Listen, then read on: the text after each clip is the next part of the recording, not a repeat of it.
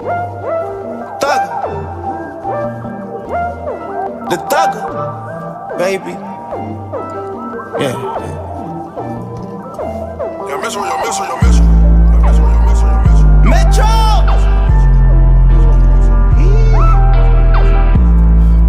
Metro. Metro. And what? Metro Boomin want some more, nigga. Shit. Shoot a minute bad like Ricky, but I slick. Spit like 7 bands on a tricolor pit. All my signs red like a stop, nigga, no pit. Smoke a purple, nigga, I like fucking marshes, whoa. Ain't no foreign yesterday, I was just walking, whoa.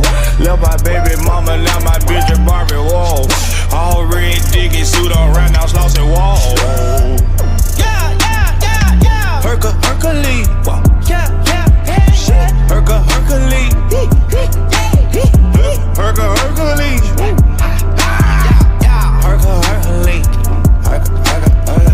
I smoke gas, daddy Hercules. Marijuana, she looked at him, oh now she watching me. Be like son, bitch on speed to that guava need. Oh, Chevy mounted up, I can't forget the teeth. Try to top, shoot birds at the office. For them boys, they costing us, they stalking us. They know they old lady not running, they fall for us. We so tired of taking losses, ain't no more chalking us. I promise, why you sell on ape and they donkeys? These nigga punts, they want me want it. I'm still stoned, mac and cheese on me. These niggas cloning, I'm full but I'm still hungry. Hey, when it click clock, I'll make your bitch stop. Ice inside my TikTok, cause cookies no brisket. I just bought a Cuban link, flooded, big fries. Bitches tryna jug at me, I gotta dance up. Oh shit.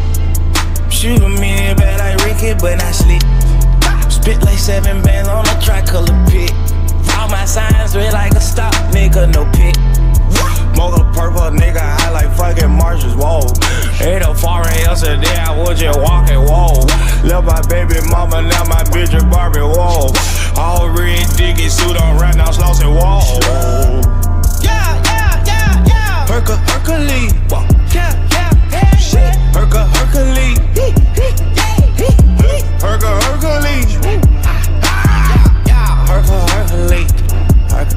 Okay, first of all, I was doing this shit before I was rich. I don't care at all. I go do a double for my click. Fuck your comfort call. Pull up with a check and get my seat. Double D, you did. No firework, he was lit. Then some fuck nigga was hating on.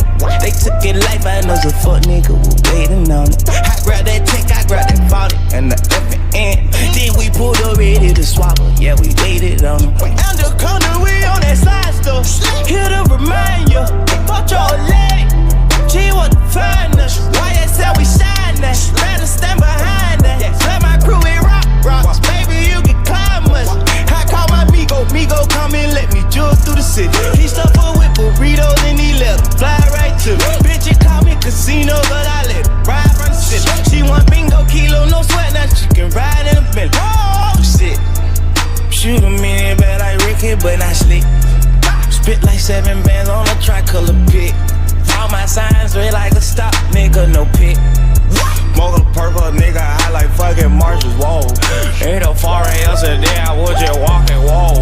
Left my baby mama, now my bitch is Barbie, whoa. All red diggy suit on right now, slossing, whoa. Hercules, whoa. Hercules.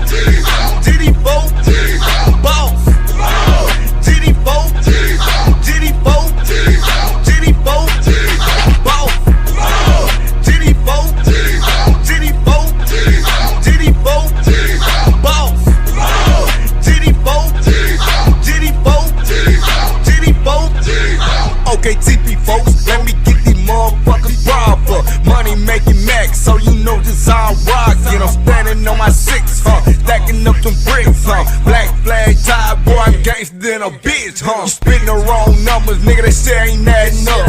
Whoever put you down, nigga, they done let you wrong. Hey, what's your fucking cow number, nigga, where you from? Come around and bitch, flow flag and then you done. Bitch, I'm known in my city, nigga, big OGD. They respect the nigga gangster every time they see me.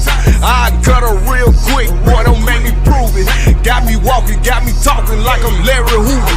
GD4, GD4, GD4, GD4, boss. GD4, GD4, GD4, boss. GD4, GD4, GD4, boss. GD4, GD4, GD4. Now they got me on my Drake shit. Bitch, this ain't no love song. This a beat a nigga ass up in the club song. Yeah, I'm on my level, nigga. Let me get my thug on that bullshit. Hell yeah, that's what the fuck I'm on. I'm too deep in this bitch. Tell that fuck nigga bag up. Stop playing, nigga. You know we known to tear the club up. You fucking with a gangsta artist. Boy, don't get me started. Get on the speaker, turn this bitch into a gangsta party. All my SOS's in this bitch, they pouring liquor. All my BOS's got their hands on the trigger. We too turned in this bitch, we ain't a fool off in my section. If anything go down in this bitch, I'm riding with them. GD4, GD4, GD4, GD4, boss. GD4, GD4, GD4, boss. GD4, GD4, GD4, boss. GD4, GD4, GD4.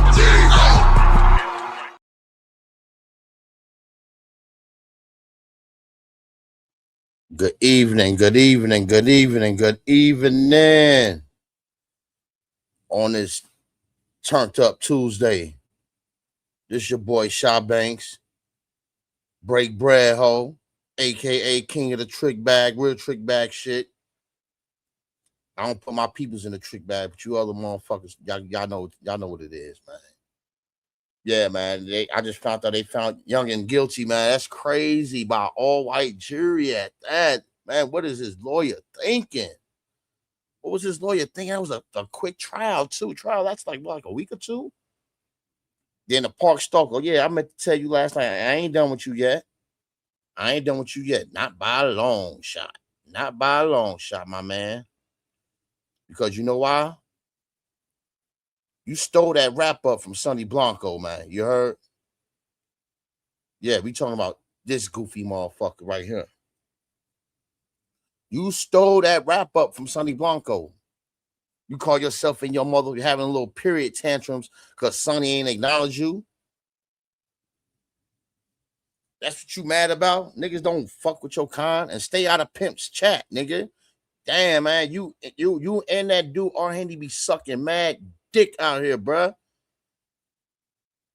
Like, god damn, I don't know who deep throw this deeper, you or him. You don't know Pimp. You ain't Ola. You ain't got Ola ties, nigga. All you do is steal niggas' jokes, steal motherfuckers' lingo, catch fish from that toxic ass lake, hiding from another man, scary ass nigga, but you come on this app talking shit, stalking women in the park, got these children scared with the crack pipe in your mouth. Nigga, you got like fucked up, nigga. I'm just getting started on your ugly ass, nigga. Look at you. I'm just getting started on your ugly ass, man. Real shit, bro. All you do is suck dick out here. You stalk men. You stalk men online. You stalk women in the park. You just a stalker, bro. That's all you do. That's all you do. You ain't got nothing to bring to the table, bro. Nothing. Where your jokes at? Everybody jokes. You steal. You stole the whole wrap-up concert. That's Sonny Blanco shit, nigga. Salute to Sonny Blanco. And you biased as fuck, nigga. Oh, Long as there ain't nobody I fuck with, I'm like I said, you and Shantae are one and the same, nigga. Y'all talk shit online, but y'all scary as hell in person. Both of y'all. Scary motherfuckers. But yeah, man, that Karmelo Anthony shit fucked my head up, man. It really did. I don't know if y'all in tune with them and what's going on and all that, but what I'm about to do for fair use, I'm about to play this motherfucking Willie D shit. Shouts out to Willie D. Because I was just watching it when I was at work and all that, and this shit is spooky, man. This shit is very, very spooky, man. It got that Trayvon shit written right all over it. This shit crazy for fair use. This shit ugly than a masterpiece sneaker, man. You heard? Real shit. This shit crazy. Let me do it like this.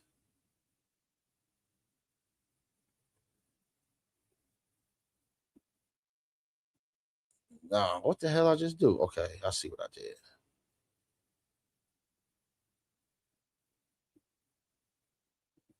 But I didn't want it like that.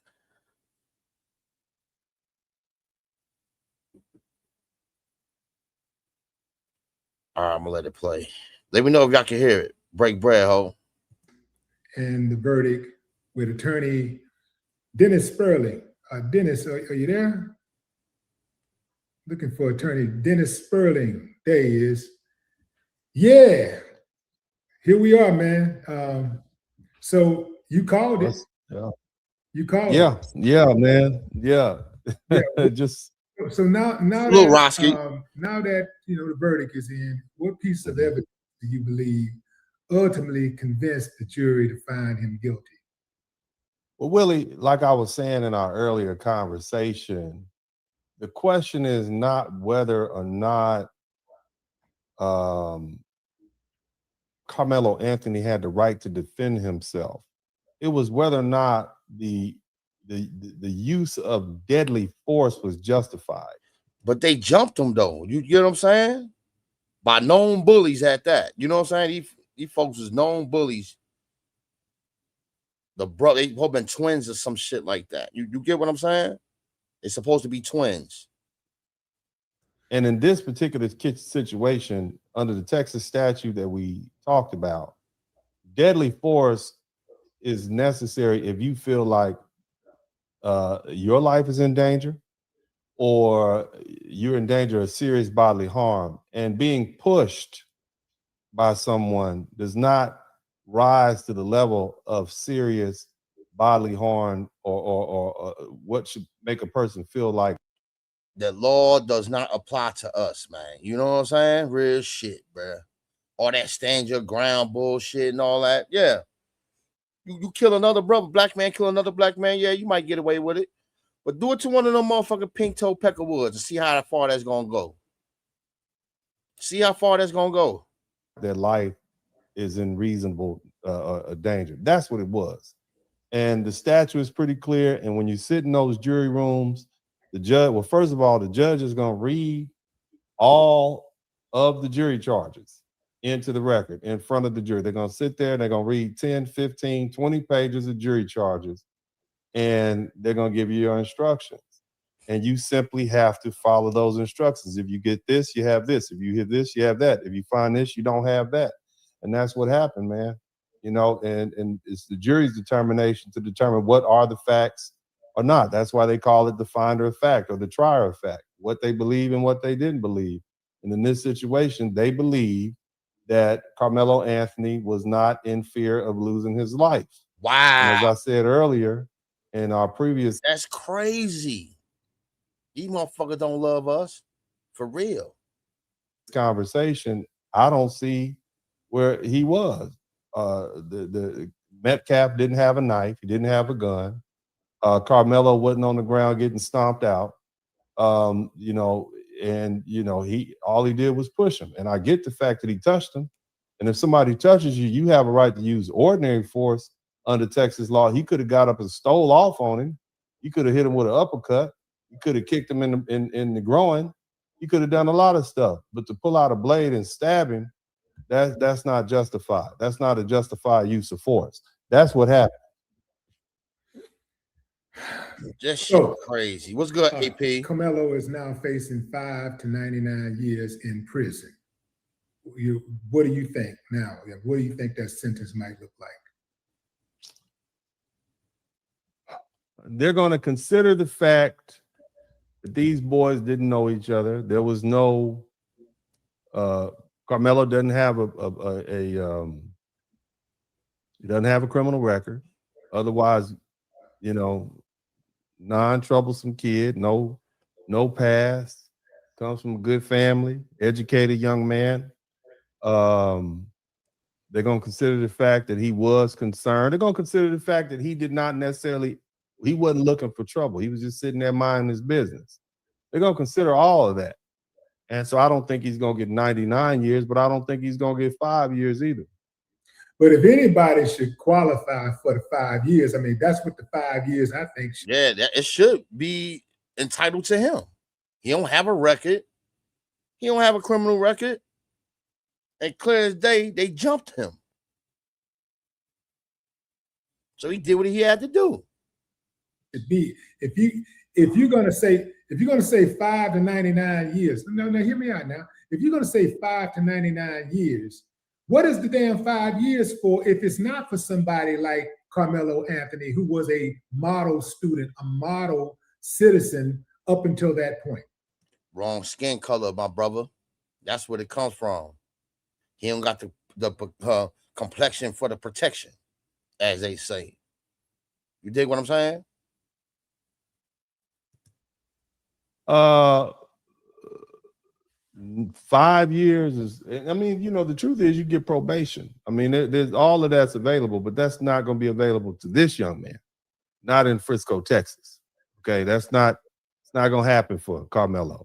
You can say whatever you want to say, but I'm thinking 20. I'm thinking somewhere between 20 years. This is what I'm thinking. Now, it's reserved for people who I don't want to speculate because I don't know. I don't want to speculate. What I want to just stick to the fact is this. The jury found him guilty, and the reason that they found him guilty because the use of force in that situation. They found him guilty by an all-white jury. By an all-white jury, man. Fuck is this dude, Willie? Who you got this nigga? Who this dude you got up here? He must be a pro bono type of motherfucker. Legal aid or some shit like that. I wouldn't want a motherfucker like that representing me. No. And why his lawyers even, like, it's a lot of shit, man. Breaking news, Karmelo Anthony has been found not guilty. Those that's here, make sure y'all get them likes up. You know what I'm saying? I'm going to be bouncing around, dragging them motherfucker. You know what I'm saying? Doing what it do. The link is pinned if y'all want to pull up and state y'all opinion on about this case, man. Cause this shit is real, bro. Could have been my son. Could have been your son. These folks out here doing shit to people and expect nothing to be done back. Like what world? Like, come on, just welcome to America. You get what I'm saying? Was unnecessary, and so that's why his self-defense claim failed, and it was going to fail. That's what I'm thinking, brother. You know, and you know, I'm still reeling from the guilty verdict myself. I'm still trying to gather my thoughts because we've been living with this for a year and a half. We already living in a racially hostile climate. People are at each other's throat. You got this clown up in Tennessee telling black people to stop chimping out, and he shoots a black man. Then you had the little boy over in South Carolina. He trying to accuse of stealing some damn water and get run down and shot in the back. And that dude, Mr. Chow, gets a not guilty verdict. So, you know, man, I'm a father. You know what I'm saying? You call that sucker Mr. Man. Mr. is reserved for people that you have. Don't call it Mr. Facts. Don't call that nigga no Mr. But you mentioning that underscores the fact that this is not just a situation where black people are under attack by white folks. I mean, this is, you know, that guy was Asian. And speaking of that, you know, you look at these racial disparities that go on in these little small towns, like if you look at Collin County where this trial took place, it is 53% white, 21% Asian, 16% Hispanic, and only 11% black. Ain't no way a black person is going to get a fair trial in a county like that when they're accused of killing a white person. You're not going to get a fair trial, and that's the fundamental problem with this country.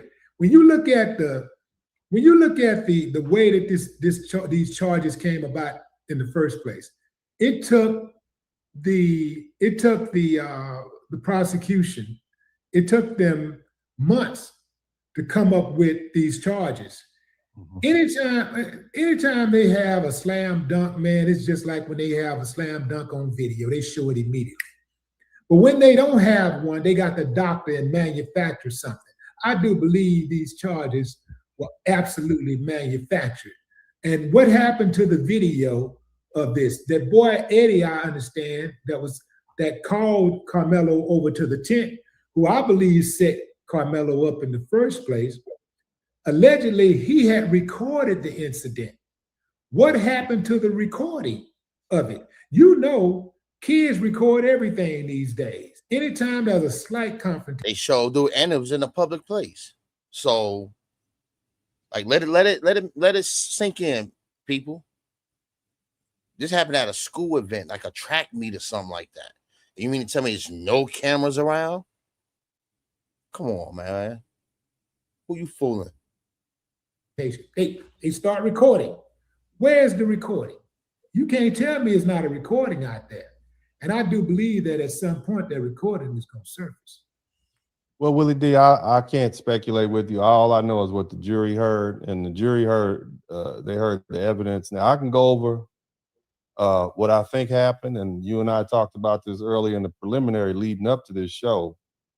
But for the most part, man, you know, when there's a body. Now let's start with the fact that we do know that Karmelo stated that he killed him. He said that the officer, I believe it's Officer Alvarez, Officer Cortez, who is the teaching the campus resource officer. He said, yeah, it's not alleged. I did it. So he admitted that he killed him. He admitted that he stabbed him. Now, that doesn't rise to the level of murder by itself, because murder is a legal determination. Murder is a legal definition. And under the Texas Penal Code, section 19.02, it says a person commits murder if he intentionally or knowingly causes the death of another person. I think that's clear. Okay, a person commits murder if he intends to cause serious bodily injury and commits an act clearly dangerous to human life.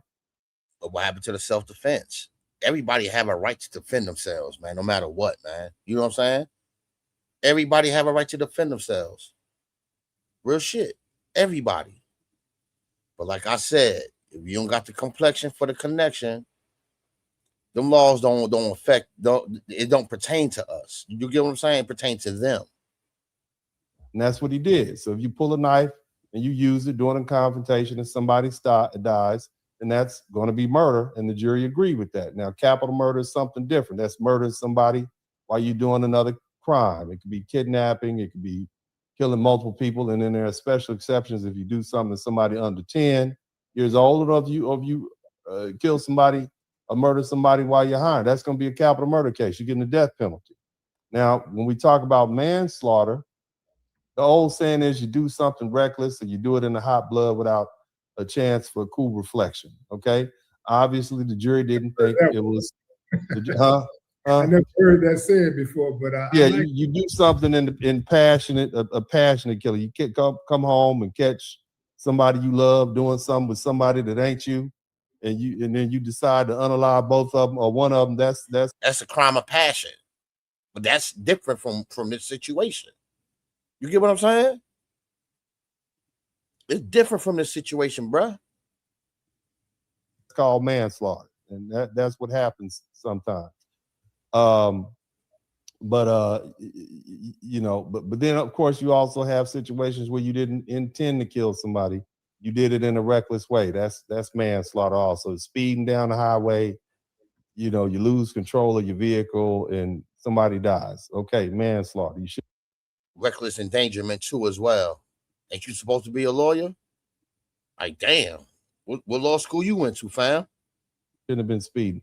Now, again, the self-defense, which is what people are dwelling on, you know, again, Karmelo didn't take the stand. So how is the jury supposed to know what's on his mind if he didn't actually take the stand to discuss how he was feeling at this time? Everything we're talking about is speculation. Yeah, he could have been afraid, or he could have been angry. He could have feared for his life, or he just could have been ego tripping because he didn't want somebody pushing him out the seat. Maybe with some little cute girls around, he didn't want to seem like a punk. I don't know, because he never took the stand. Now, his lawyers, of course, raised the idea that there was a self-defense. They talk about how big the other boy was. They talked about the physical evidence. They talked about the size difference in the two of them. They talked about the fact that he sat there the whole time. And he also talked about the fact that Austin Metcalf put hands. So that's the case why they didn't put him on a stand. He could have pulled a stunt like Kyle Rittenhouse. Remember that white dude, that white kid from Wisconsin, drove over state lines to a Trump event and killed 2 people and pulled a stunt.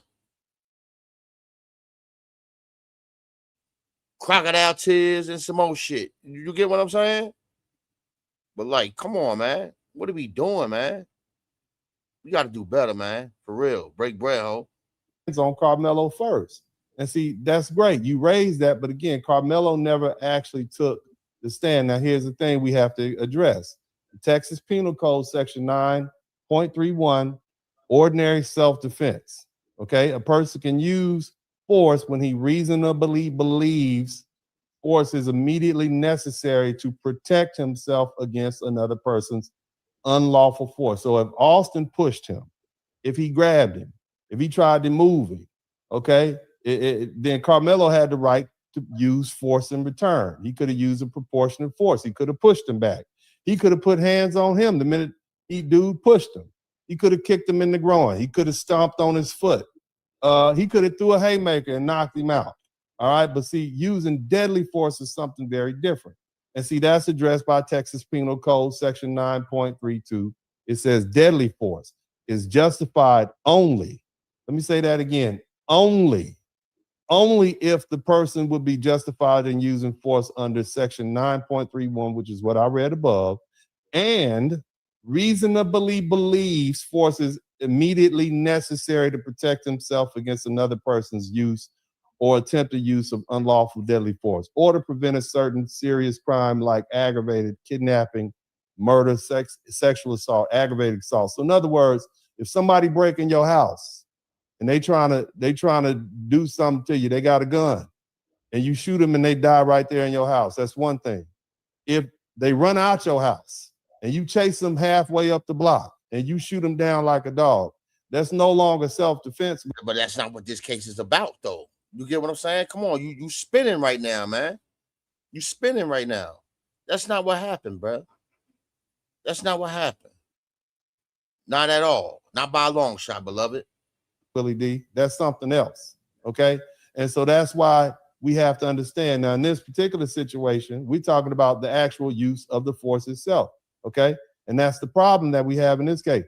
You see, where when you're talking about deadly force coming from Austin's side, okay, where's the weapon? Where's the knife? Where's the gun? Where's the evidence that Karmelo is about to be killed? His hands was the weapon. Go ahead, Willie. I want to hear. I'm just saying, look. Okay, so my hands are registered, right? My hands are registered. Okay. And so if my hands can be registered, his hands can be registered. They weren't registered, Willie. Well, the hands can be deadly.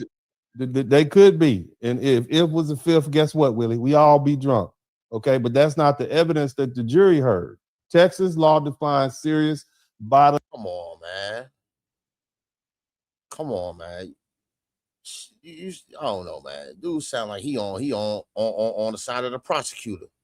I understand you breaking it down and all that, but it clearly was self-defense.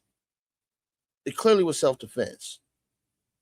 Injury as an injury that creates a substantial risk of death. Pushing somebody, even if you would push them like a linebacker or a lineman, that is not considered something that creates a substantial risk of death. You might fall down and scrape your knee, okay? It's not going to cause death. It's not going to even cause serious permanent disfigurement in this case. It's not going to cause long-term impairment of your body, organ, your brain, something like that. So the question isn't whether Karmelo was embarrassed or whether or not he didn't want to get fronted or in front of these girls or whoever was there, or he was angry. It isn't even whether Austin put hands on the first. The question is whether Karmelo reasonably believed deadly force was immediately necessary. I don't see that. And the jury they jumped him though.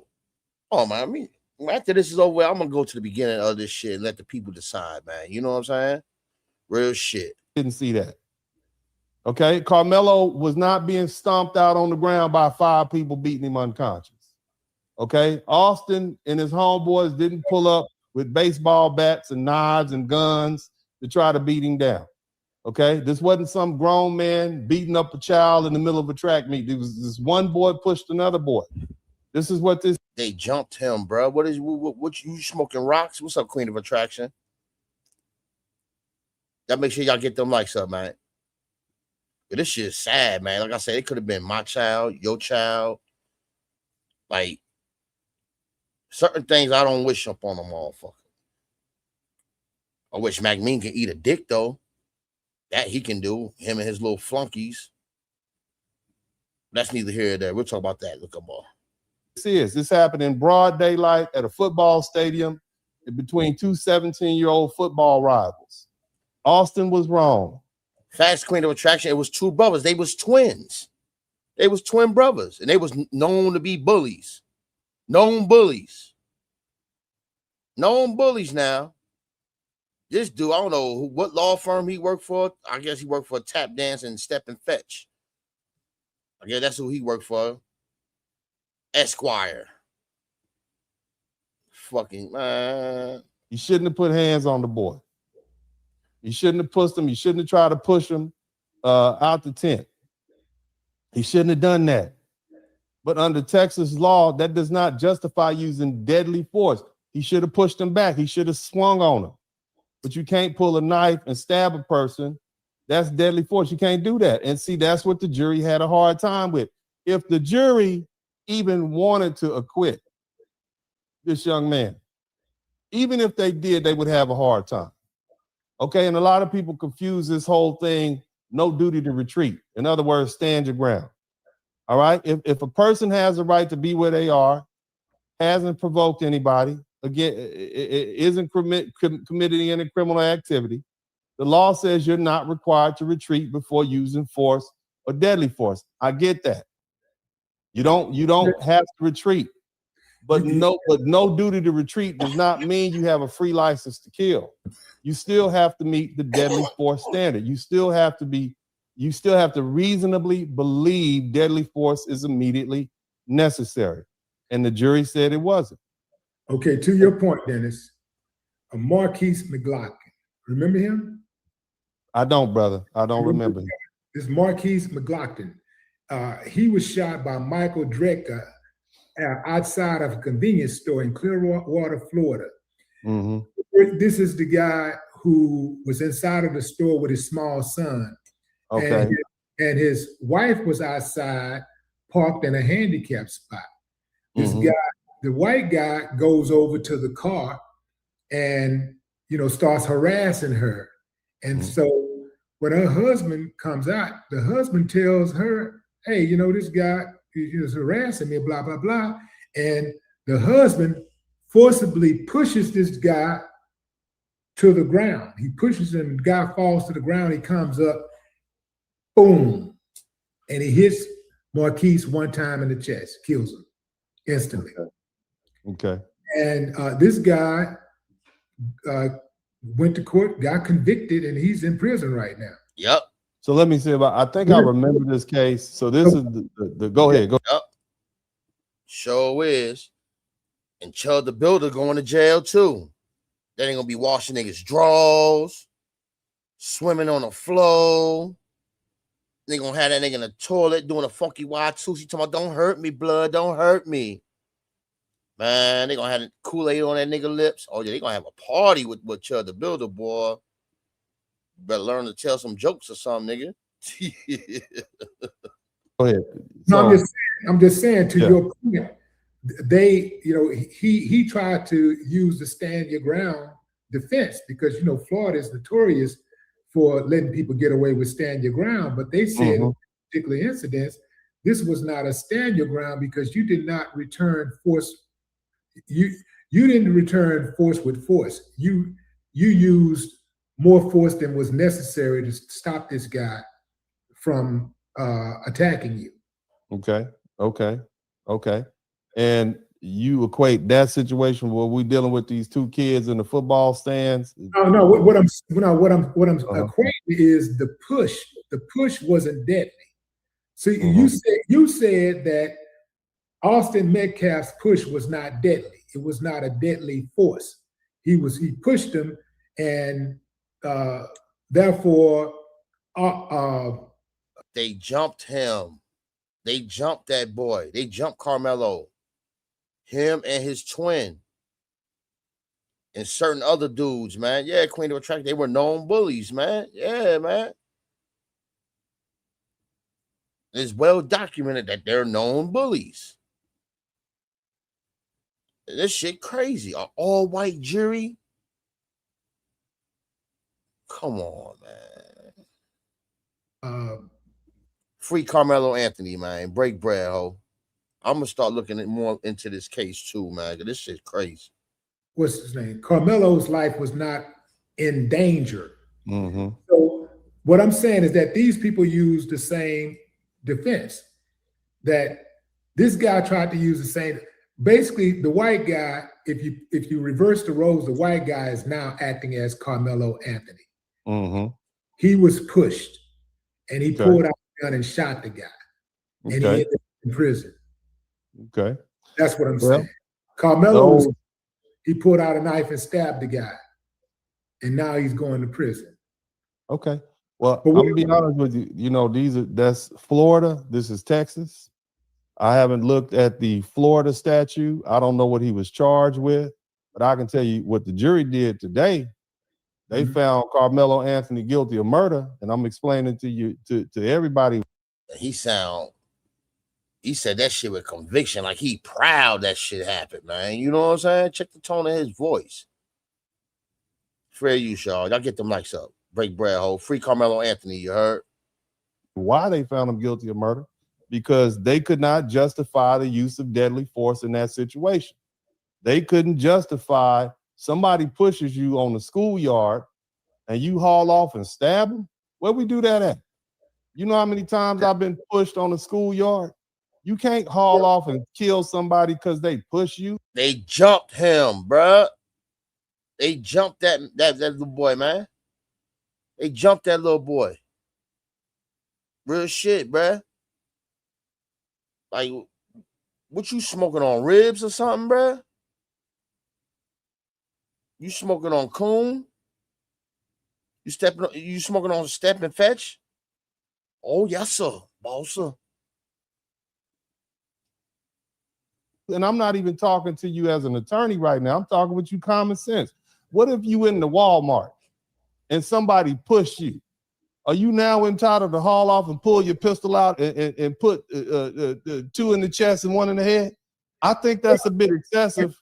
I think it's a bit excessive, Willie D, in my opinion.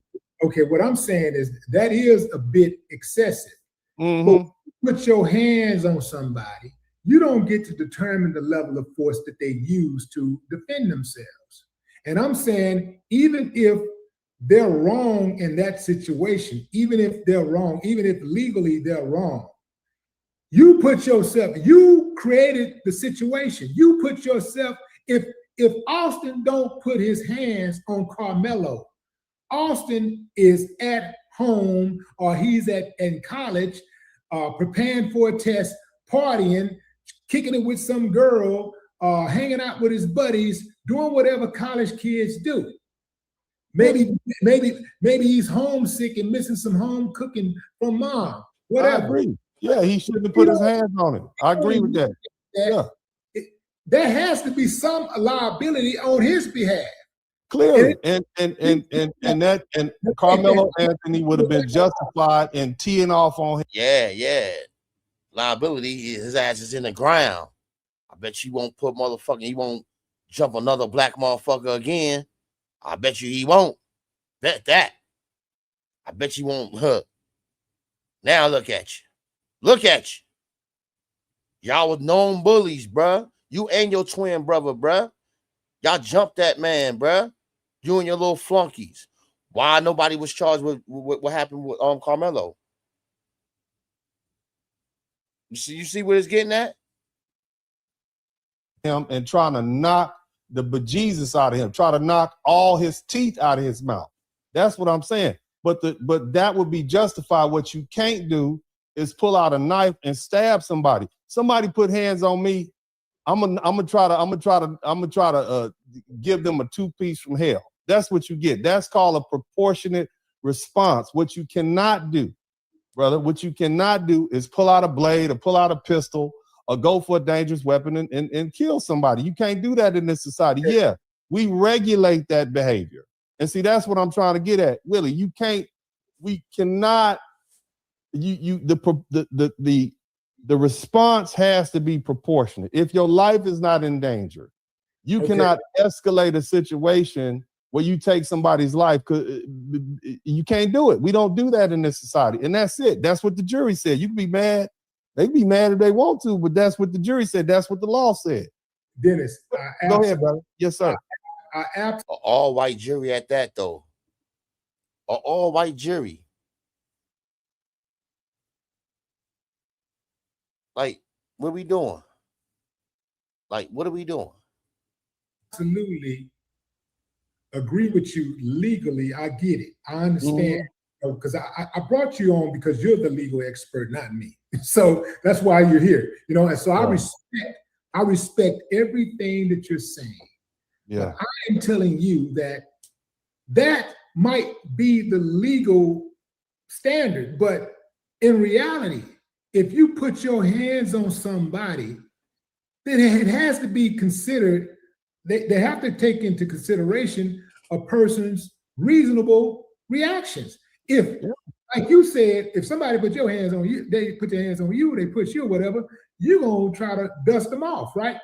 Well, I mean, yeah. I mean, honestly, if I feel like somebody's trying to, now, bro, I'm gonna be honest, you and I are a different age at this point.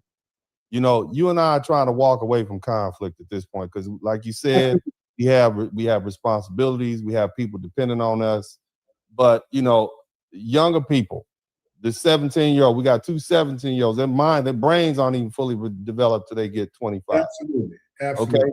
And so the message that I'm trying to explain to these young people is you need to control yourself. No matter what happens, you have to act as a reasonable person because you can end up like Karmelo Anthony. Did he win? I don't think he won that conflict.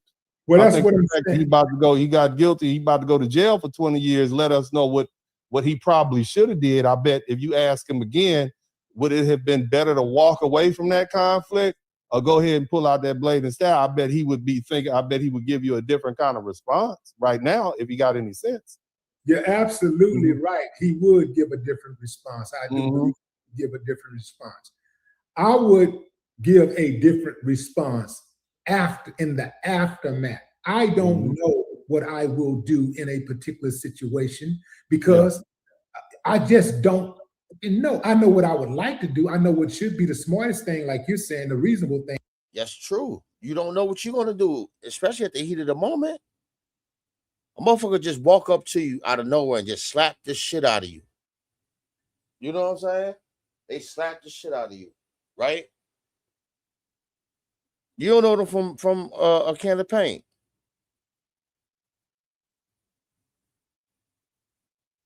They jumped him. They ain't shoot no fair one. He was jumped by known bullies. did what he had to do. Thing to do. It's the lawful thing to do. I understand that, what I should do, but I just don't know exactly what I would do. It depends on what my day has been looking like. What's on my mind? What's happening? Let me land this as Jasmine would say. Mhm. The thing is that conflict is costly. This is why, Yeah. at our age, we try to avoid conflict because we've lived long enough to know that conflict is costly. Even if you win, you might lose. Yeah. Karmelo won the fight. He loses the war because he's going to prison. So, and even if he was found not guilty, he has the burden of having to have his family uprooted from the community in which he was growing up in. And Yeah, AP, you may be right, but it carries a sentence of between 5 and I think 99 years. He ain't got no record, but then again, he's melanated and he's in Texas. Hang that nigger! Hang him right now! You already know that's how they think. You know what I'm saying? Pick a tree, boy. Pick a tree. it was building a life. He has now the jacket on his back as a murderer for the rest of his life. Yeah. That name recognition is going to impact his family and anybody that carries the name Anthony, especially anybody that's associated with him. His kids are going to be affected by this decision. And then had he been acquitted or never charged at all, perhaps there's somebody that's a family member or maybe even a friend that might want some revenge. So now you got to look. Now you got to watch your back for the rest of your life. You got to always be on guard. So I understand that. What's good, Brody? What's going on, my G? Yeah, man, this shit right here broke my heart, man. You know what I'm saying? What you got going up there? The kid Karmelo Anthony. You know he got jumped by the white boys in Texas. He stabbed one on and killed them. And the all-white jury found him guilty, which you already know was an all-white jury. But like it's by you having a lawyer, right? Yeah. You would have had, like, they get to pick the juries. Right or wrong? Yeah. If you see fuck going on, I'm pretty sure when it's all said and done, there's going to be a conflict of interest behind a whole lot of shit. Because I guarantee them people on that jury got ties to the person who got unalived family, man. You know what I'm saying? Yeah. I guarantee it. I guarantee it. You know what I'm saying? So it's like, you know, I'm kicking a Willy Bobo right now, you know, doing what I'm doing. And still kick this ugly motherfucker Bobby Johnson in his back. Ain't nothing changed. I'm letting this shit play. Disclaimer, y'all, fair use from Willie D. But listen to the lawyer that's talking to Willie D, though. I'm ready to smack that nigga, bro. Real shit with a skillet. One of them old slave skillets. This nigga said with an old slave skillet. Real shit, bro. Look how this nigga is talking. Truly understand that conflict is costly. This is why I try to avoid all of these suckers and clowns and fools. I try my best to avoid them because I don't really understand it. I don't think that they really understand who they fucking with when they fuck with me. I really don't. You know what I'm saying? So, but shit. The rapper nigga Melly Mel found out when they did that boxing event. That nigga Willie D beat the brakes off that nigga. Willie D a boxer. See, niggas don't be knowing niggas used to box and all that. So I know my hands, bro. Yeah. Okay, but I don't even gotta hit you in your face. Especially if you a little man, I will cave your fucking chest and it will come out your back. I will have you have your motherfucking ass spitting up blood like the motherfucking old 1975 kung fu movies, man. For real. Hey, shouts out to Larry Barnes. He trained me. Mm-hmm. Nigga got knocked out by Felix Trinidad. Let me finish playing this. I try my best to avoid it because I understand. I know what I'm capable of doing.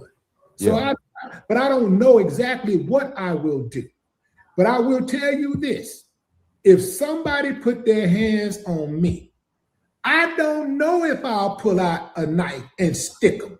If you push me, I don't know if I'll pull out a knife and stick you.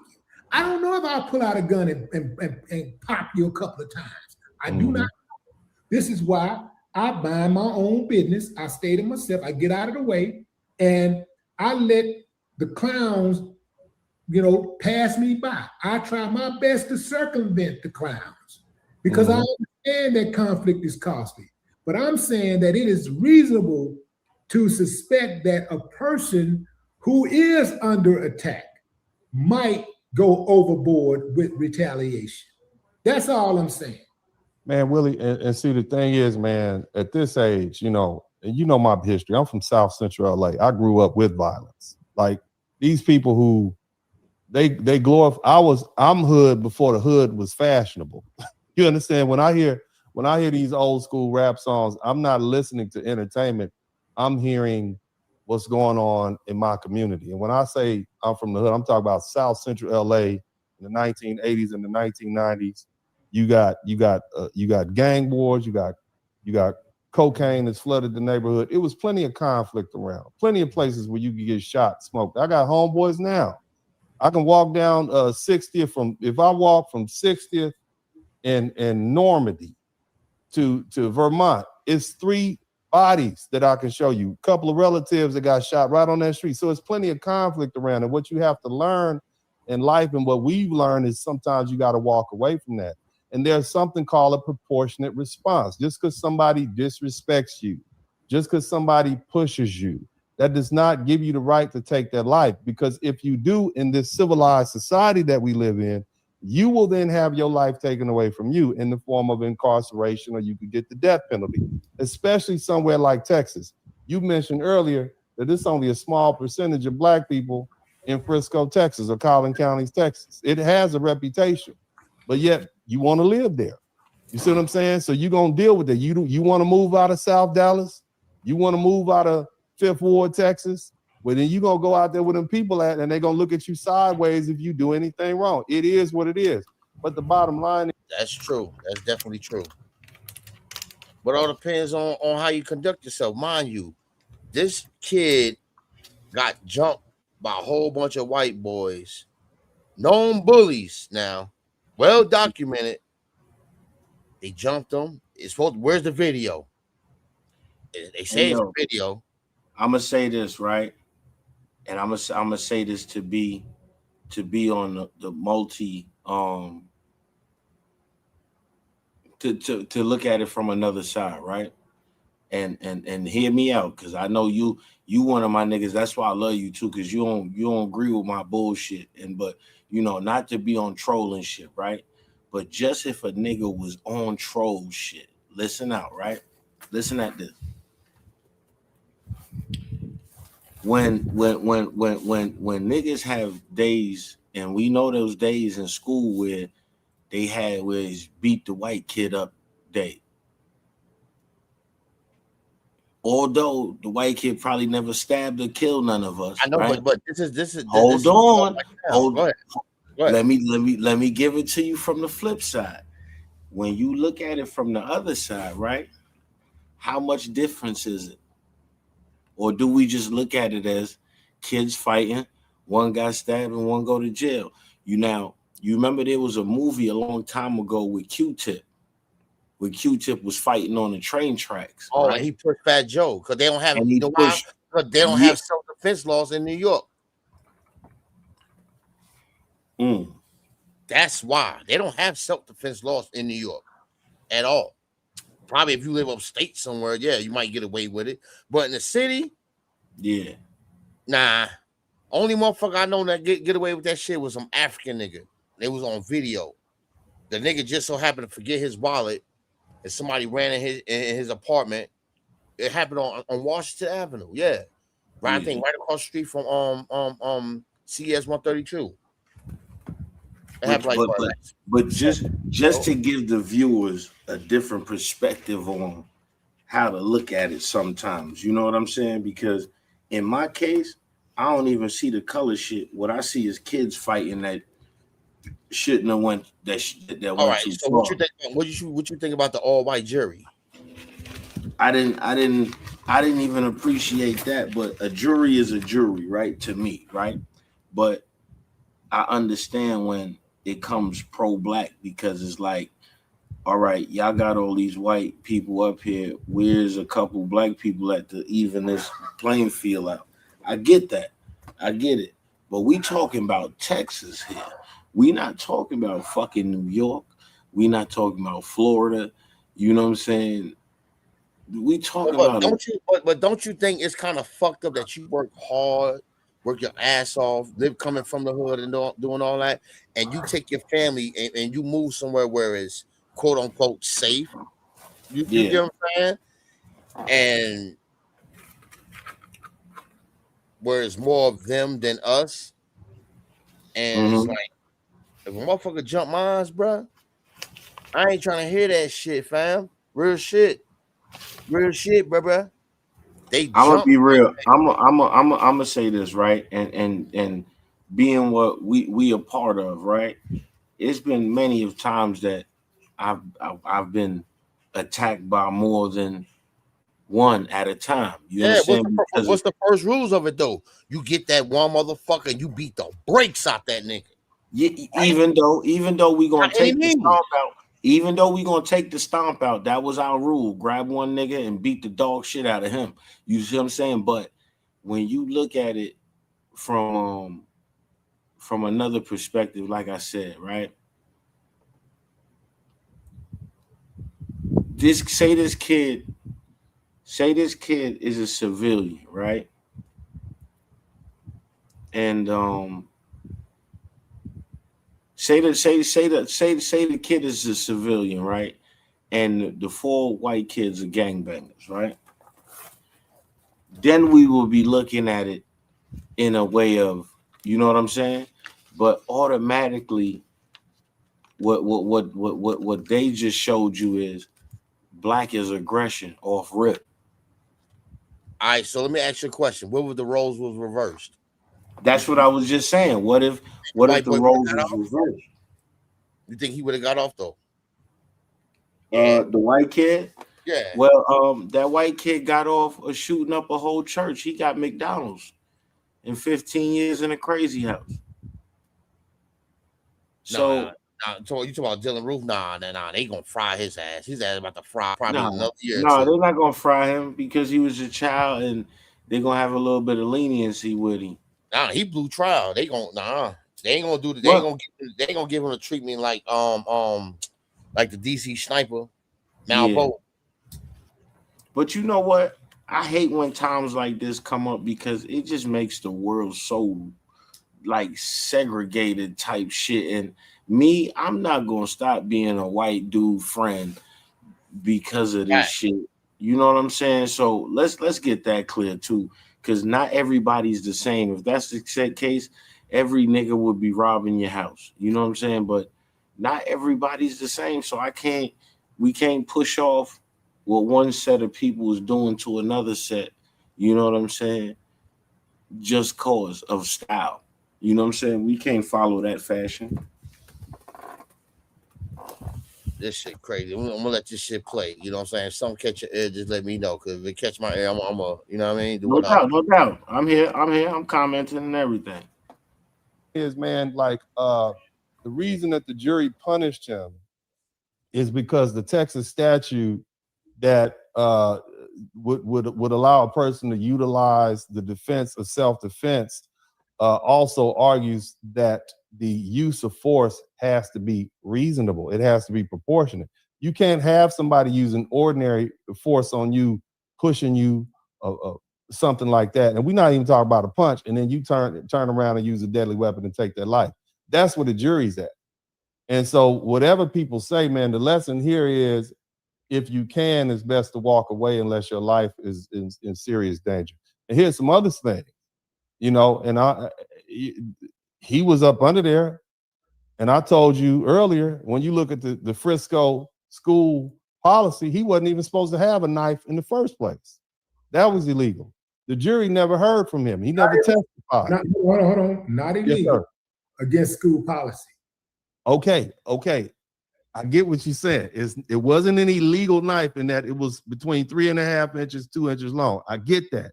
It wasn't an illegal knife, but having it there at that time. It wasn't during school hours. It wasn't during school hours. It was at a track meet. So you got parents that pull up there with a hip. I witnessed it, bro. Uh-huh. You know what I'm saying? Especially in the South. Yeah. They got knives on their waist, got the big, you know what I'm saying, pistol on their side, and the fuck you mean? Well, this is two sides. This is another way.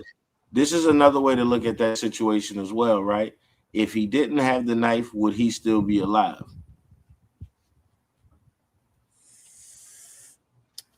Good question. You feel me? If he didn't have a knife to save his life, would he still be alive? There's many ways of looking at this thing. So I'm gonna give the viewers many ways of opening their eyes to it. You feel me? So look at it like that as well, because they could have beat his ass so bad that he they died. jumped him. They were known bullies. They were twins, known bullies. My mom always told me the first rule is if you get jumped, just snatch one motherfucker and just hold them and beat the fuck out of them. If you got a knife, whatever, gouge, man, I don't give a fuck. See, I was a different type of kid though, man. If you would have jumped me, like, I'm coming to air your shit out, and I don't give a fuck about what comes with that after that. Real shit. You know what I'm saying? Like, and thank God when you know, just thank God, because there's some situations where, you know, just thank God, you know. Yeah. That's all I can say is thank God, or whoever your creator is, because I'm really skeptical on the whole shit myself. In his possession as a 17-year-old student was illegal. So the jury didn't get a chance to hear from him. He didn't testify.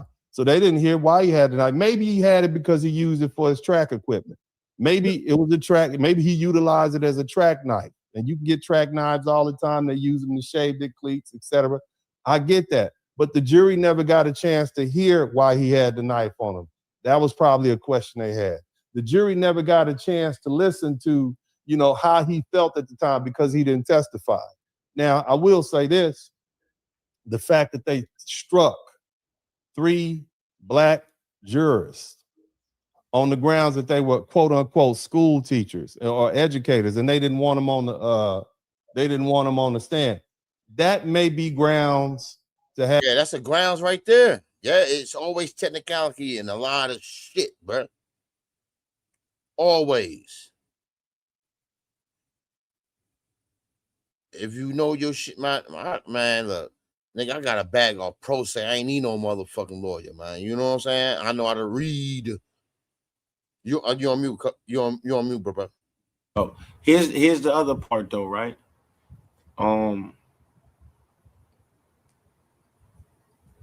Why we can't have all white jurors and them just be non-biased? You know what I'm saying? Like, why would y'all know that? It all depends on where they from too. It'd been all white jurors in New York and niggas, real street niggas did some shit. And come on, think about how many niggas and homies done beat bodies and all that shit by all white jury. And I'm being real, but that's in the city. Shh, don't tell nobody. You get where I'm coming from? Yes, sir.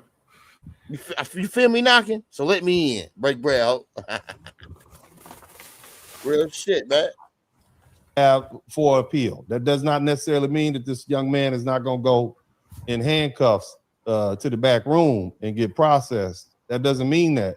But what it does mean that at some point in the near future, he may get a new trial, and they will, you know, because it violates the Batson case.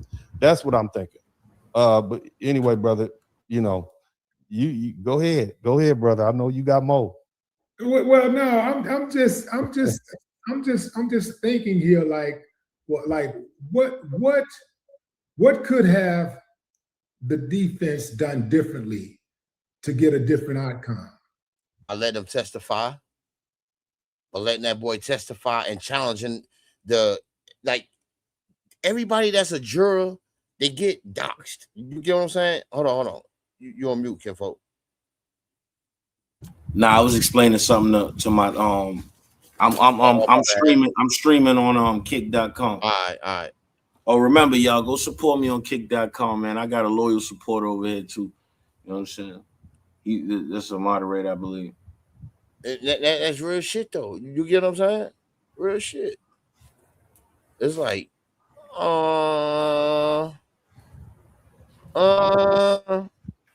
Oh shit! Let me go get my charger. My battery finna die. Go ahead, do what you do. It's like you know, like Trooper, I see you. What's up, man? Hardest working man in the net. You heard? Break bread, ho. Real shit, man. You know what I'm saying? Like, what is there anything that they could have done differently? I mean, Willie, you got 20 witnesses. Your client has admitted that he did it. It wasn't when the officer said this is the alleged perpetrator. He said, "No, I'm not alleged. I did." And he was a minor. Hello, where was his parents? Where was the lawyer? Mind you, he's a minor, y'all. At the time, he still is a minor. Don't let that go over your heads, man. You know what I'm saying? Real shit. Did it in broad daylight.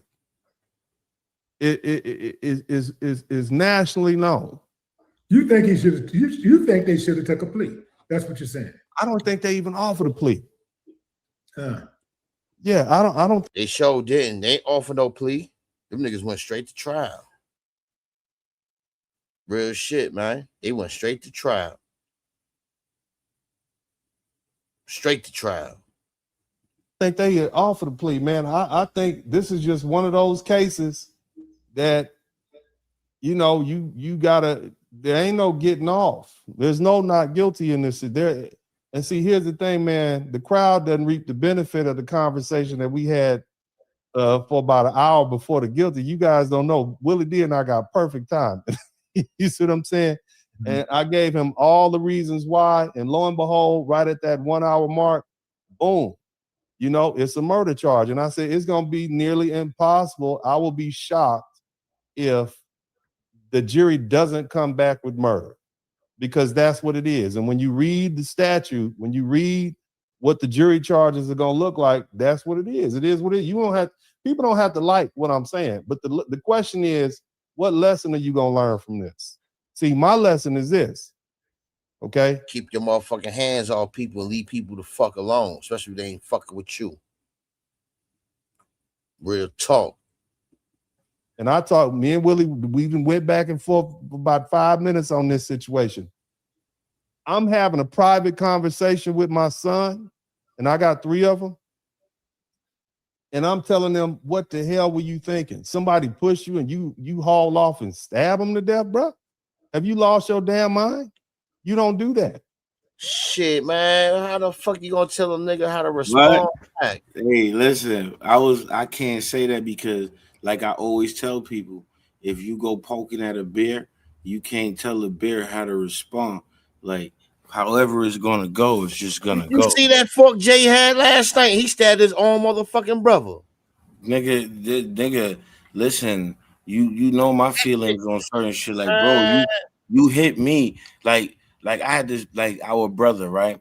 Who's no longer our brother, right? I'm gonna use him as an example. I spanked him because that was just teaching you a lesson with somebody I love. But if you a nigga that I don't care about, like, it would have went way left, nigga.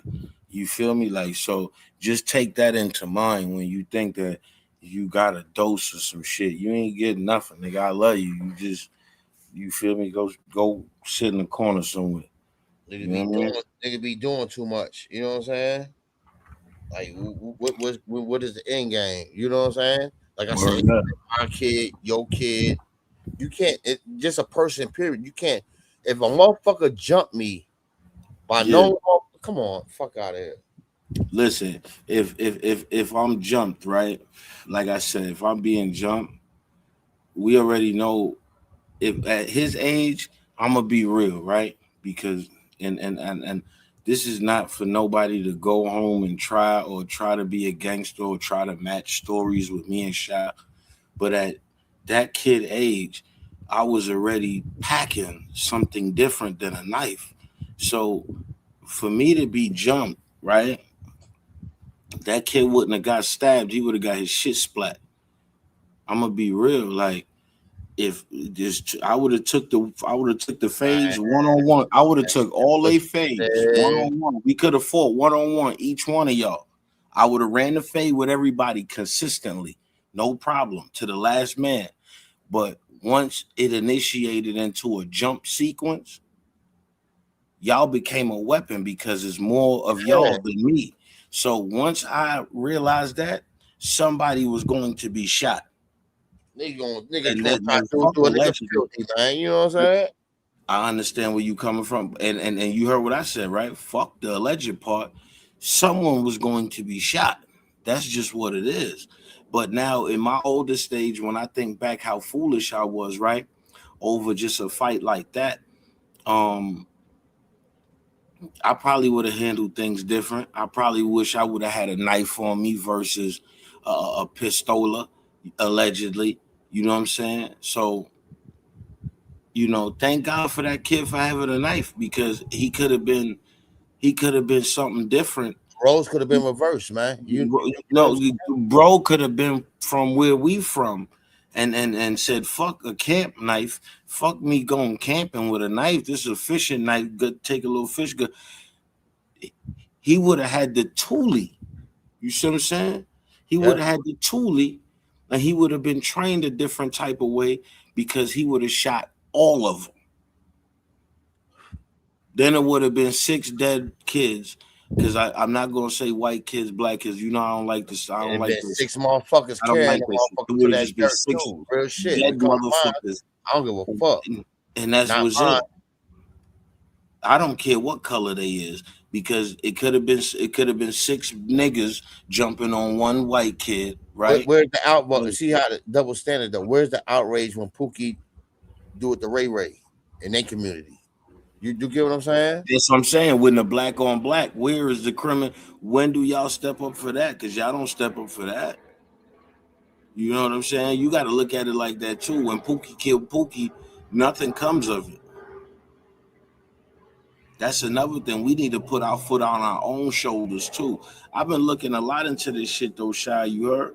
Because we blame a society for a lot of shit, but we gave them access to our life to control the shit. Man, that shit is just a mind state. That's just like being broke. You know what I'm saying? It's a fact. That's a mind state. You dig? Let me tell you something. A lot of niggas is broke. Fuck the mind state. Stop playing, Shy. You don't do that. Shy, don't do that. Don't do that, Shy. A lot of niggas is broke. My niggas stop playing. These niggas is Man, that's these against niggas my is. religion, man. You know what I'm saying? I'll be Let me like, tell you yo, something. If you got a job, my nigga, and you make only $215 a week, nigga, you are not considered a broke nigga. I don't give a fuck if it only pay $215 a week, nigga. You heard? Listen to me.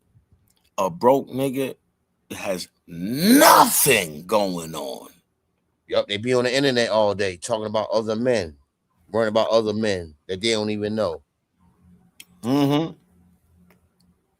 Let me tell you something, B. A lot of times I know certain dudes be wanting to say it to me. You feel me? My close homies.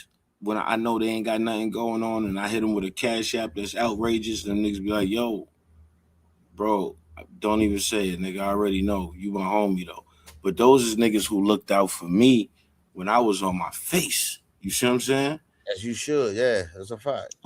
And I'm never gonna see you about to hit that part.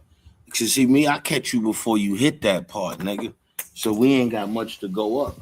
You know what I'm saying? We could catch it before it get too far. You know what I mean? And that's how niggas supposed to be. But a lot of these niggas ain't like that.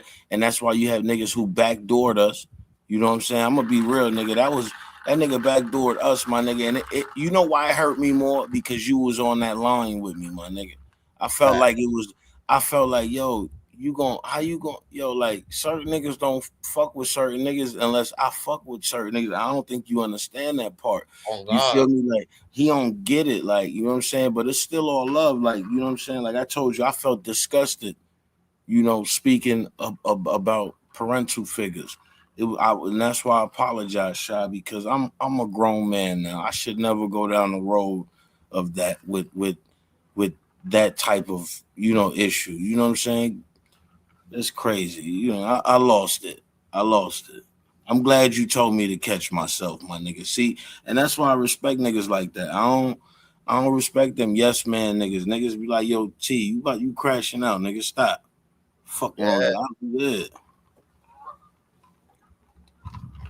that's a fish not eat. Yo, Donald Trump pulled up to the garden and janked the Knicks. What you Yo, think about that, bro? did you see the nigga get booed? My nigga, my nigga. Yo, niggas booed Donald Trump, and I was hurt, my nigga. And niggas sitting in my house talking, see, they booed your president. They booed your president. Don't boo my president, my nigga. Man, fuck He that shit. can't help himself. He can't help it. You He's ever an had that retarded asshole uncle? from Queens, Yo, man. you got a retarded uncle, my nigga, that just, you know, he drool and spill all his food on his t-shirt, nigga. You just got, that's just him. That's just go let him be him. Just he'll be all right. He's just That's an the asshole from Queens. huh? He's just an asshole from Queens. You heard? Yo, that nigga's a bug out, B. I ain't gonna lie. Yeah. Donald Trump says the Yo, craziest shit. he need to let motherfucking them small hats fight their own war though, man. Cause this gas shit going, man. At That's least the it went only, down, Tom. let me tell you, that's Gas the went only thing down I'm 50 mad cents. about with Donald is the gas prices. But it's like you want to drive your supercars and you can't do it, my nigga. I can't even do it. I ain't gonna lie to niggas, but like niggas be like, nigga, you could do it. Yeah, I could, but I'm not wasting that type of money on fuel. The bitches will be parked up, sitting there waiting, nigga, until fuel prices drop. As a matter of fact, I'm kind of mad at myself that I didn't buy the i8. I had bought one back in the day when they first came out, the i8s, but I ain't like it because it was electric. But it's looking like I might go get one.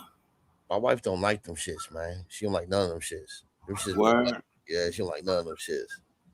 Yeah, it's hard for women to get in and out the old IH because it got this little hump on the side.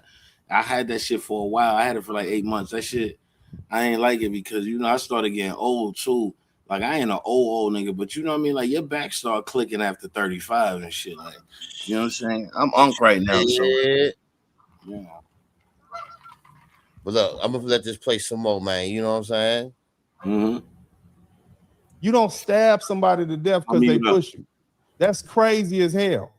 Now, what I'm saying to my son in public, I'm 100% in support of my son, and I have 3 of them. I'm 100% in support of my son in public. Hey, you know, innocent till proven guilty. He was defending himself. He was minding his business. He's a good kid. All that, ... But behind closed doors, your dumb ass has lost your goddamn mind. You done stabbed somebody because they pushed you, fool. You play football. You ain't been pushed before. You mad because somebody pushed you like a, have you lost your damn mind? What if there conversations out of go? Yeah, but this is what I'm saying, bro. Like real talk. Let's have a real father. You gonna ruin your goddamn life because you ego tripping because some little hot tail girl is sitting there and you don't want to get punked in front of your friends, and now your ass going to jail for 20 years. Was that a really intelligent decision? That ain't what happened, nigga. Don't spin. Son, this the conversation. Now I got to spend $150,000, $200,000 on a criminal defense attorney. Your ass still probably gonna go to jail anyway. All right, we got to go up to Huntsville to visit you. You see what I'm saying? All because you tripping. Why'd you have a damn knife with you in the first damn place? Why do you need a knife in the first place to go to a track meet on a Saturday morning at 10:30 a.m.? What death-defying feat? Pause that. Yo, that nigga sound like he got a Confederate flag in the back of a Volvo. Man, the crack of his ass. That nigga sound like he got I'm just saying like he got a Confederate flag in the back of a Volvo right now. Nah. the Confederate. All right, you know when you play pool and you put the chalk on the what you call it? You know what I'm saying? Yo, he got. Oh yeah, he polishing. He polishing. Oh, Yeah. he's a glazer. All He's around, a niggas glazer. always walking around with the He's banger. glazing. Come on, He's man. Niggas glazing. He's glazing. gotta He's have that glazing smoke in hard. your pocket. I got me He's a few of glazing. them motherfuckers. You know what I'm saying? He got it shiny, nigga. He's a glazer. He's a glazer. He's glazing hard. And let me say this too, B. Right? A nigga like him, he got a I hate nigger sticker bumper sticker on a He a Honda lawyer. Civic. He a lawyer. He a He lawyer. got a I hate nigger sticker on a Honda Civic right now, and he black. And he black. Dude is weird as fuck. Did you hear what he just said? Like, nigga, where are you from? Where are you from? Oh, you ain't pull up. He from the he from Compton. He from Compton, right? He from Compton, and he said that with Oh most of my gang mama, he violence. from Compton. Yo, I know. I know when I end firsthand, this shit, watch it again, bro. Yeah, he's a prominent. No, bro.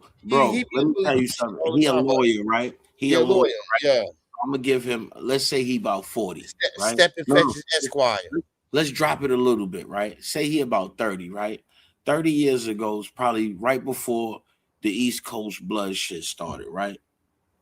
Now, 30 years ago, nigga, we had real violence going on.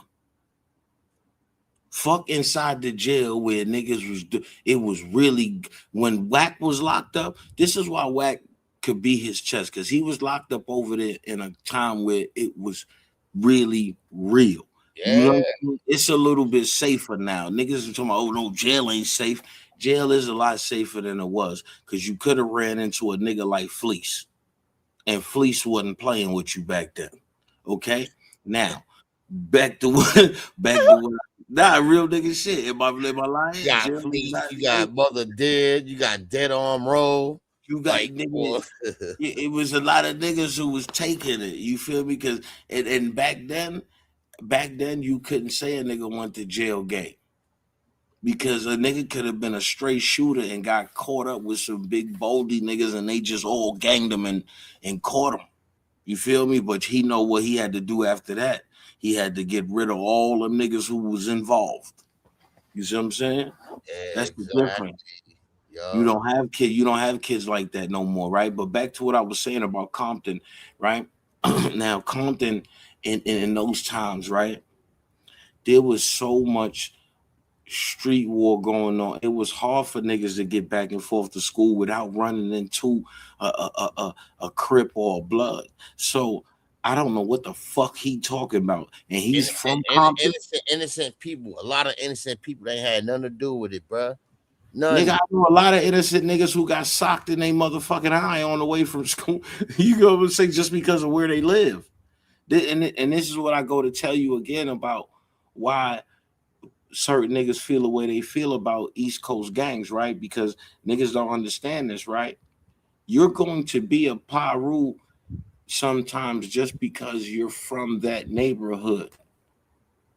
That don't mean you're one of the ones who put work in or who does the things that other real gang members do. Oh, that's why I respect Mitchell Projects, man. You know what I'm saying? Yeah. I respect them niggas, man. That whole little area. And you hear me, I say this all the time. I Real say this shit. all the time. This is something I've repeated over and over. And you and Shy, you can't lie, my nigga. I've been saying this for too long right now, my nigga. Like, son, a lot of guys y'all see with burgundy and red flags aren't the guys who are the guys who do certain things that, you know, but you have certain levels of things. You have guys who just there to rep the neighborhood to keep the thing strong. Then you got certain guys who are the boogeyman. Then you got the guys who are financially literate to keep this shit going. You get what I'm saying? So in perspective, what I'm saying is that you got the guys who knuckling up because we not taking no losses. Yo, nigga, can you beat him? No. Move out the way. I'ma fight this nigga for you because we ain't taking no losses over here. You understand what I'm saying to you? So a lot of niggas get the gang shit misconstrued, and that's why I don't associate myself when it comes to the banging part, where you know what I'm saying. But I still respect niggas, you know what I'm saying, because a nigga can't take away a nigga putting in work for something that they love. Who am I to judge? Who the fuck am I to judge? You get what I'm saying? But at the same time, I get what other niggas are saying who from that. So I get what Wack's saying too, Wack 100. I get what he's saying. You understand what I'm saying? And that's how he was raised. That generation was raised not to accept nothing else that don't come from what they off of. You get what I'm saying? That's a Fizz naive. But then you got a generation of mine where I accept it. I love it. Hey, fuck that nigga. I roll with niggas. So I would never did. Who am I? I'm not the leader of nothing. I'm just a guy. That's it. And I'm not a gang member. Matter of fact, I'm a grandfather. I'm an uncle. I'm a homie to this nigga right here on the screen. Get what I'm saying? Real shit. All right. So, and I'm gonna tell you the difference. Shouts out to my nigga Plate, right? Plate was locked up in Lapa with a nigga. So when niggas go to ask him about a nigga jail resume, fuck all that, nigga. I got pictures and I got niggas who was with me to prove that. I don't got to talk about that stupid shit. I don't praise that type of shit because it's not nothing I'm proud of, and I don't want my kids to ever have to. Ain't, man. Real shit, bro. Nothing I'm proud of that shit, bro. Not proud of it. I look at it as time wasted where I could have been getting money and I did the wrong thing for these niggas to catch me. Now, how can I do it smarter? What you said on God. Mm-hmm. Shouts out to Meech. You heard me? And I heard him throw me an alley-oop. And I'm going to say this to you, Shy, right? We need to take the alley-oop he threw because he said my name. So it was like, I felt like after all these years, like, yeah, nigga, you know? Because, all right, let me put it to niggas like this, right? South Carolina. How would he know about that? I got family there, right? Now, Florida, where his son was at, Shy, his son, we stayed in the same state down the street from each other. It's obvious. I don't got to say nothing much. A lot of niggas think it was just Crips with him. I posted this shit on Facebook and said, nigga, it wasn't just Crips with that nigga Meech, nigga. Majority of them niggas was, but it wasn't just them niggas with him. He was getting money with everybody. That's one thing I respect about the nigga. And at that time, hey yo, Shy, I ran away to fucking Brooklyn, my nigga. You feel me? And that's where the meeting was at the Jeezy video. That's where I met that nigga. I never forget that day. Oh, the Soul Survivor video. Yeah. I never forget that day. I never forget that. You're gonna have to overcome that you need a knife with you at the schoolyard. Because at the end of the day, Willie D, this is a schoolyard beef that could have been settled with hands. I done had 10, 20 of them my damn self. Right? This is not a situation where your life is there. You're not in Afghanistan. You're not locked down in the penitentiary where you need a shank or a blade. This is some schoolyard shit. And I don't understand why we can't register the fact that we need to look, bro, I got too much trauma and I've watched too many people bleed out in front of me growing up in South Central LA. You see what I mean? To take this as anything less than what it was, you got a little boy who over goddamn reacted. All right. And I get it. I understand it's a black, it's a white thing, but we know how this world is that we live in. We know where we at. I mean, we know where we at. You living up with all these white folk, they don't like your black behind anyway. And look, I'm not even talking as a lawyer right now. I'm just talking as one black man to another. At some point, we need to explain to our sons, man, this is... Sound like you stepping and fetching, my nigga. Oh, yes, boss. Watch that. I'll smack that nigga with a slave skillet, I'm bro. hearing him. I'm hearing him like Yeah. he got a whip to him. Somebody whipped him. Yeah, you know how them lawyers is. It's about the gift for gab, bro. Like a preacher. Same shit. Yo, that shit is. I got the shotgun. You got the briefcase. What's the difference? Oh shit! No, you didn't hit him with the Omar quote, nigga. Where we live, we are behind enemy lines. They already see you as a chimp, break as bread. Oh, y'all get them like violent, and now you out here cutting up and acting a fool. You gonna go to prison, man. You gonna go to prison. You gonna be forgotten about. We gonna go on to the next conversation. This gonna be something else crazy is gonna happen in a couple weeks, and we will have forgotten Karmelo Anthony. Let me jump in here right quick. He do have a point right there. Yeah, but at the same time, homie got a name that's gonna ring bells forever because it's attached to a basketball player. And nobody, you know what? If Karmelo Anthony came out and tried to get that little nigga out, he'd be free. Just think about it. I'm just thinking about they found him guilty though. You know what it don't matter. Nigga, come on, so you know, yo, when there's enough money. Nigga, they did a GoFundMe to bail him out. They put up a whole ticket. Hold on. They put up a whole ticket, but guess what though? He was home. They could put up another ticket that get him a lawyer that could get that case overthrown, money, or get him like 15 years for the weapon, for what do you call it? For just fighting. What do you call that shit? What, aggravated assault? Aggravated assault. That's it. Like, come on, son. They jumped him though, bro. He didn't have a lawyer. He didn't have a good lawyer. He didn't have a good lawyer, bro. He didn't have if he had Lil Durk lawyer, that nigga be at home right now, backstroking in the swimming pool. They gonna get Durk the chair, bro, on Granny Bones. They gonna get that nigga the chair. Don't do that to Durk. Don't do that to Durk. Don't do that. Right. Nigga, OTF, nigga forever, nigga. You heard? Don't do that. Right. Don't do that to Durk, man. Why you gonna throw the chair at Durk, my nigga? You ain't throw the chair at the white boys who killed this nigga. Shit. Bullshit. I'm talking about it right now. I'm gonna just say this. It gotta be equal too.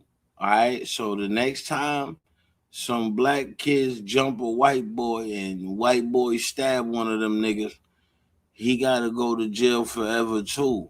So, you know, and this is the racial shit that I don't like, because it puts I don't like that white and black shit, man. Why couldn't it just be some kids with from one set and another kids from another set, and they just got busted?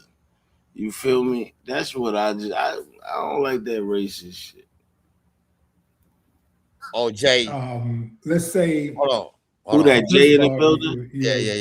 I would have to say that. Hey, I'm gonna definitely keep my ears open. The title is gonna always talk about me, you, Grand Corn, you know. Facts.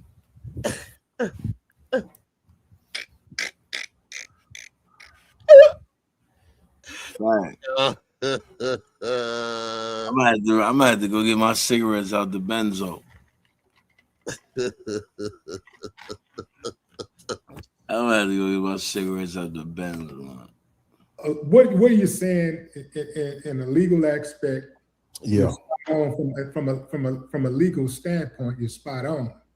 But what if this wasn't the first time that this guy put hands on Karmelo? I mean, then they got a history. That's a different scenario, but that's not what the jury. That's not the evidence that the jury heard. It's my understanding that according to the jury, in the 20 witnesses that the prosecution put on, and the 4 witnesses that the defendants heard, these boys didn't even know each other. So you said something about you said something about, and this is important, and I want everybody, specifically black people, to hear what I'm about to say, because Dennis mentioned something about knowing that where you are, you know how these people feel about you. Yeah. You know You know what community you live in. You know that they run this whole situation or whatever.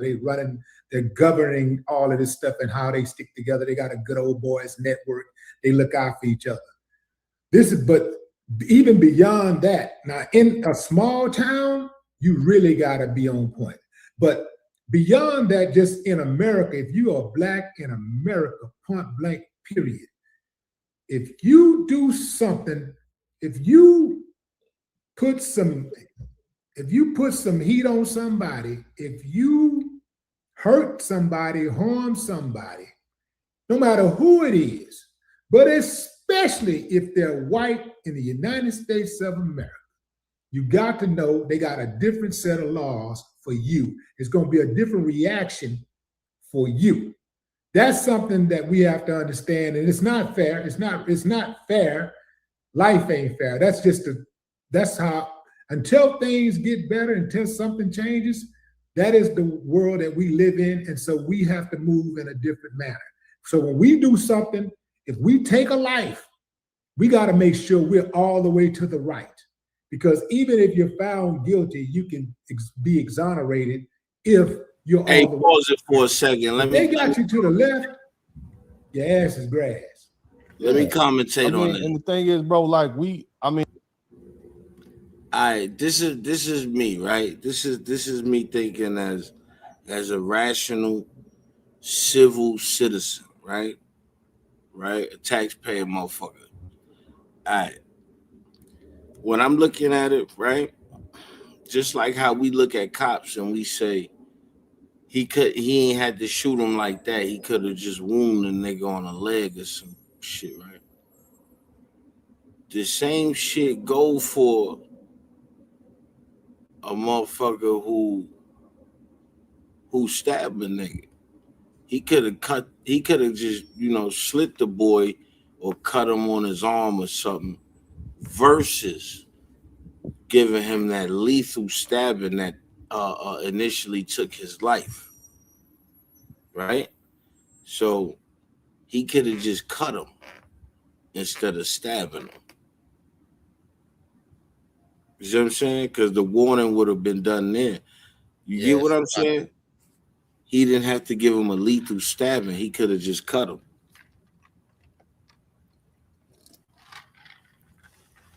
So let's look at it with the double-bladed sword, right? We look at the cops and we say, well, he could have just wounded him, right? Same thing goes. Same thing goes. That's how they looking at it too, because he had the upper hand already. He had the weapon. He could have just slit a couple of them and left them leaking. That's a fact. Yeah, you get what I'm saying? So it's two sides of looking at that shit, bro. Like, I always look at the rational side too. The rational side is, all right, homie, you got a knife already. You got the weapon. These niggas is already shook now. You got them shook. You cut him. You know what I'm saying? You ain't had to kill him. It's a lot of niggas who we was playing razor tag in jail, right? That got cuts that wasn't where you went to sleep.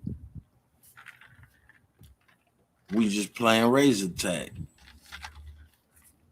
$1.50 telephone line. Mm-hmm.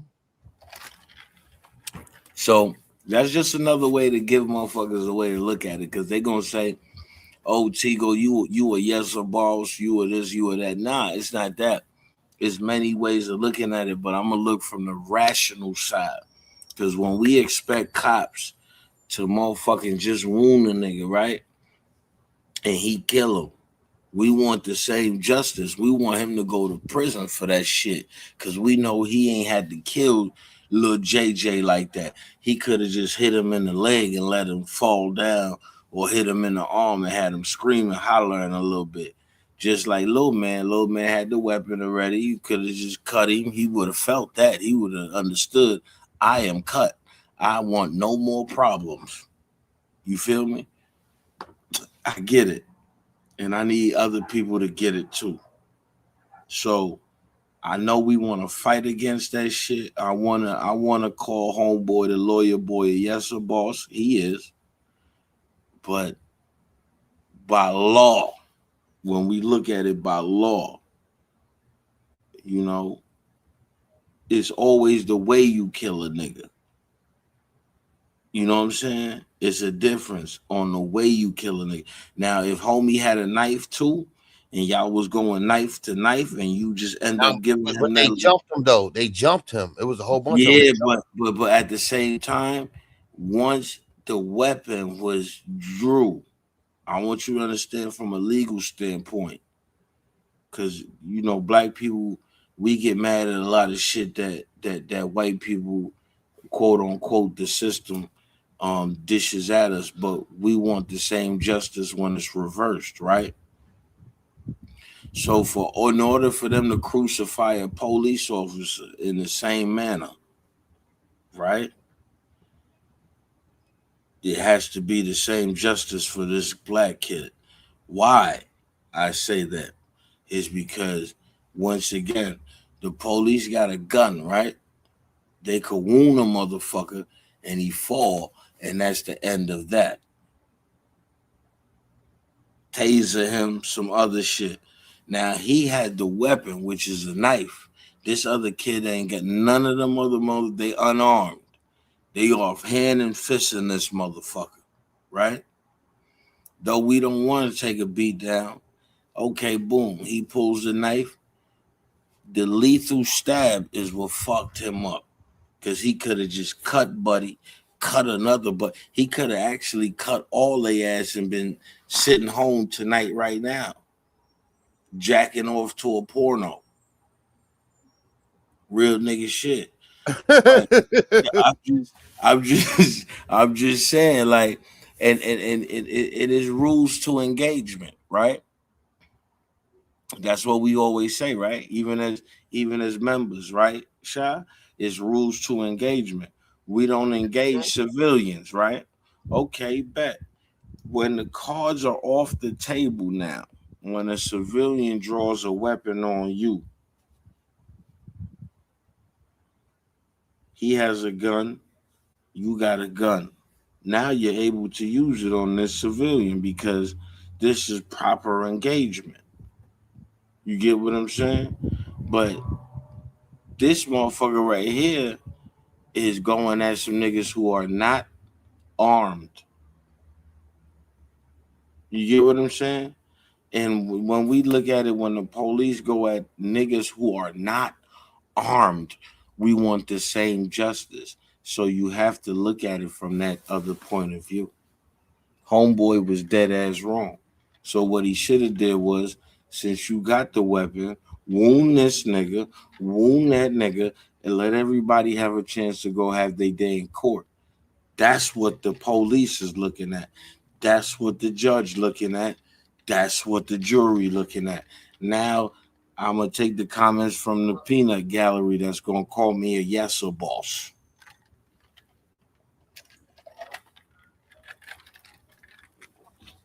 You know what I'm saying? But it's rules to engagement. That's just what it is. Homeboy boomed him out of the context of bodying a nigga in that situation. Now, if he would have just slit him and the nigga would have bled to death, he would have been off. But it's the stabbing that he did. He didn't cut a nigga. He just, you feel me? He was getting jumped. I understand that, but you have a weapon. Cut this nigga. Once he know he's leaking, he's off you. Because if you have a knife, you should know the rules of engagement. Any weapon you have, you should know what these weapons do and what comes after. You understand what I'm saying? Once you cut a nigga, what happened when you cut a nigga in jail on his face? What happened? Mm-hmm. First thing he's doing is going like this. He's home alone. He's home alone. You see how CK look? He's home alone. Ah, you get what I'm saying? So once he home alone, he's defenseless. Sock him in the nutsack, he's down. you got to look at it from both ways. People ain't looking at it the other way. I'm looking at it the other way, not in defense of the kids who jumped him, but in defense of what's law. Mhm. Did you know if a nigga breaking into your house, right, and he fall through your roof and land on a kitchen knife, do you know that you're going to jail? Yeah. That's the craziest shit ever. It's rules of engagement. First of all, why you got a kitchen knife somewhere just openly like that where a nigga can fall through your roof and land on it? It's crazy. It's rules of engagement. It's rules of engagement. It's really rules of engagement. I tell you, you gonna learn something from me. You ain't gonna not learn nothing from me. You gonna learn something from me. I've been through it all. So a motherfucker can't tell me I know what they looking at. Mm-hmm. I know what they looking at. You get what I'm saying? Those kids had no defense. You had a weapon. They had no defense. They were only armed with fists and sneakers to stomp your ass out with. And what's to say, not to take defense of the white kids, but what's to say that wasn't provoked? Yeah, that's what I'm saying. We're gonna find out right now. Go ahead. I'm gonna mute It's up. obvious if the roles were reversed, and you got a 6'1", 200+ black child who jacks a little white child up who was sitting on the bench minding his business, trying to cover from the rain, and then the little white boy jump up and stab him in the chest, then we got a whole different scenario. People are gonna be asking the question, well, where was he supposed to go? You know, he was just sitting there minding his business. You know, the other kid was a bigger kid. Oh, it's not about race, right? He was just defending himself. We know how this would go. You know where you are. You understand? And see, the thing is, man, we can't parse this out. Yes, race plays a part in it. We understand that. Location plays a part in it. The fact that it was an all-white jury plays a part in it. But at the end of the day, you had somebody that jumped up and stabbed somebody and killed them because they pushed them. And so the facts are bad. Sometimes you just got an ugly baby. In the law practice, you know, we always say you just got to embrace the ugly baby. And that's what the jury did. The jury, I mean, that's what the defense lawyers did. They embraced it. They knew damn well that they were going to get a murder charge. They knew it before they tried the case. They know what these defense lawyers already know where they are. They know what's going to happen up there. They were just trying to mitigate the loss. Well, what we're going to try to do is we put in our Batson challenge, and, you know, we'll take an appeal to get a new trial. Maybe we'll kick this down the road for a couple years, and then hopefully some of this stuff will simmer down. Maybe we'll get a more lenient jury, more lenient judge, but we're not going to put him on the stand. We can't put him on the stand because if we put him on the stand, that's on the record. And, you know, this 17-year-old, 18, 19-year-old kid, we know he's going to mess it up for the future. They playing the long game. They know damn well that boy's going to get convicted of murder. How do you think I was able to tell you a couple hours ago this is going to be a murder charge? You see what I mean? Because it reads like a math problem. 1 + 1 = 2. 2 + 2 = 4. Okay, guilty of murder. It's not that hard to figure out. The only people surprised about this are the people who've been listening to a lot of this hype. But if you actually read the law, if you actually read what the law says and what the law requires, what is murder, what is stand your ground in the state of Texas, what is homicide, what's capital murder, and what would be considered manslaughter, it reads right there. And the thing is, man, it's gonna keep happening. Okay, let me say it like this: it's gonna keep happening. You got a lot of people who are out of control, brother. You see what I mean? You can't stab. I'm gonna keep going back to the fact that you can't stab somebody because they push you. Just like you can't shoot somebody because they bump into you. You see what I mean? If you in a fist fight, put your hands up and fight. You understand what I'm saying? You can't do that in a civilized society. What happens if every time somebody push you, somebody got to die? Is that what we go in society? Pause right there. I got to jump in right that goes here. Back. Yeah, go ahead, brother. This is the second. That goes back to what I said. that go back to what I said is rules of engagement.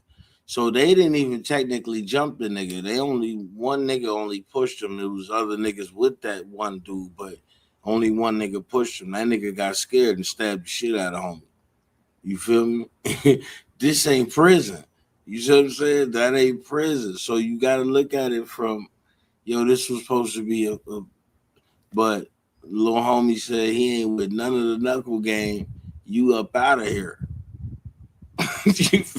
That's what niggas ain't looking at. Bro got pushed with 5 other niggas standing there. Second time that you said this, you call this a civilized society. America is not a civilized society. We are living amongst the uncivilized. We got some of them too, man. But we civilized mutts running around here. We got some uncivilized mutts in the country. Yeah, man. But we still can't just be shooting, killing, and stabbing folk just because they push us. You got to at least let them do something. You know what I'm saying? Look, man. If those boys had surrounded him and they was packing him out, they was mollywopping, they was jumping on him and stomping him out, I would understand if he pulled out a blade and took it and used it. I would get that. But this is not that situation. We in broad daylight. We surrounded by people. This is not a alley in Brooklyn at 2:30 in the morning. This is not Compton, California, South Central LA in the 90s, and you getting or you over in Watts and you got caught up in the Nickerson Garden or the PJs because you over there trying to see a girl you ain't supposed to be overseeing. We're not talking about those situations. We're talking about broad daylight, suburban Texas, 2 kids at a track meet, and one of them pushed the other. And keep in mind, Karmelo was talking shit. See, that's another thing. He wasn't just sitting there quiet. You know, he said, y'all football team is ass.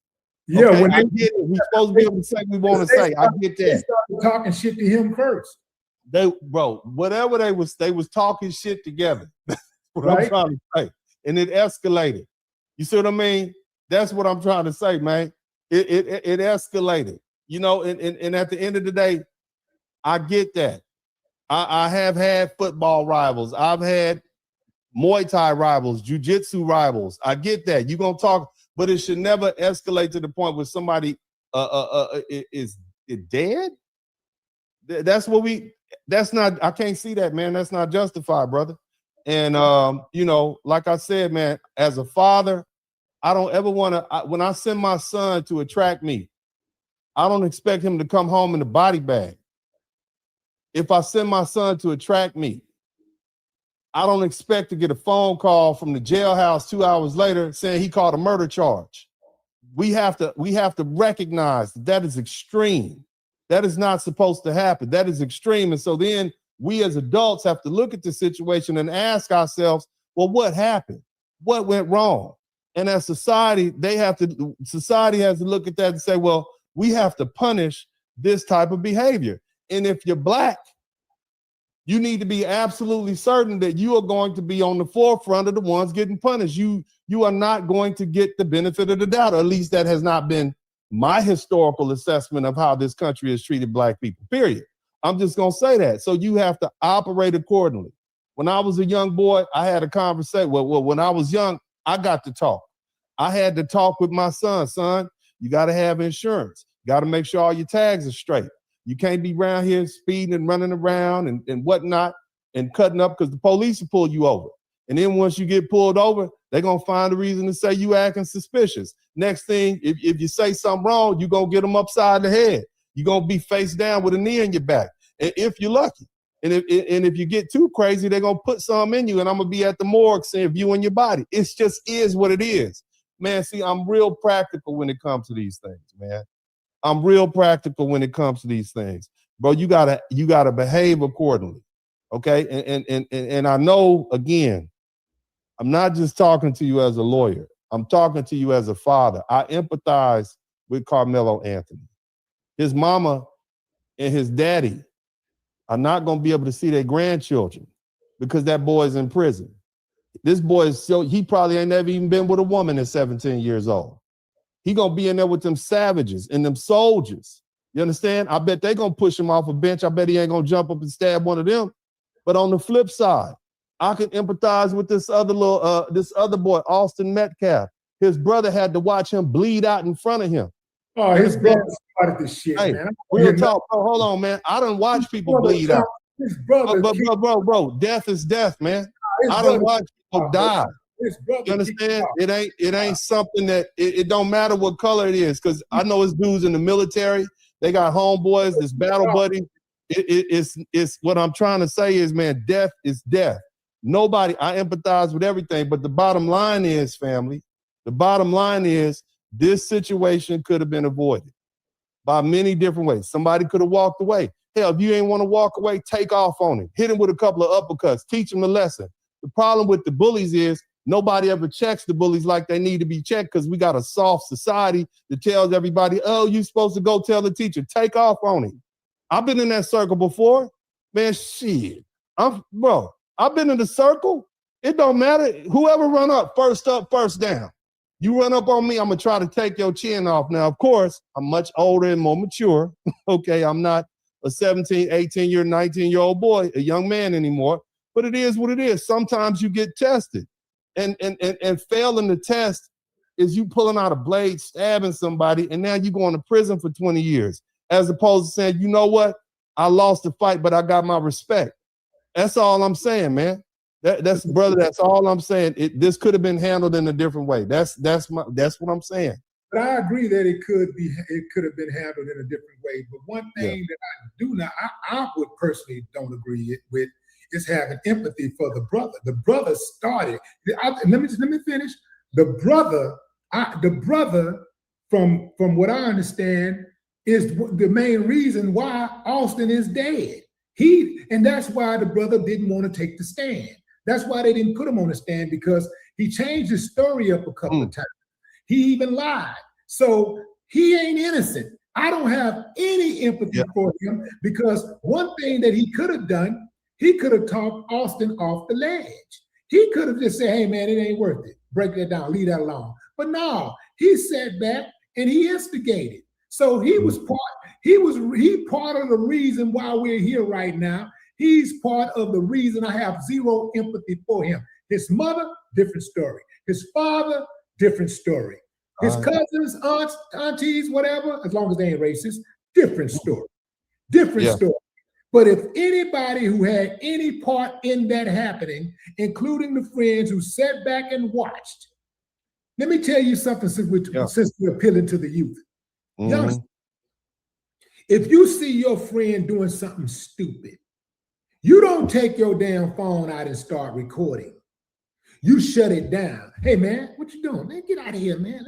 We don't do that. You don't let your friend walk into the fire. You don't let your friend put himself in a situation where he gonna go out here and ruin his life. You see your friend loading up the gun, and you see all this and you just sitting back like, man, why don't you use, instead of using that one, why don't you use the AK, man? You're gonna get more shots off with that. If it's your friend, you care about your friend. You care about your friend's family. You don't go to your friends. Yo, Jay, if you're around, check your DM. You heard? I think it's cap. You know what I'm saying? Go ahead, take it. I got it. I think it's cap, bro. Go ahead, I got this. I think it's cap. Made no difference if we do. I'm still gonna be online doing what I'm doing. You know what I'm saying? I think it's cap.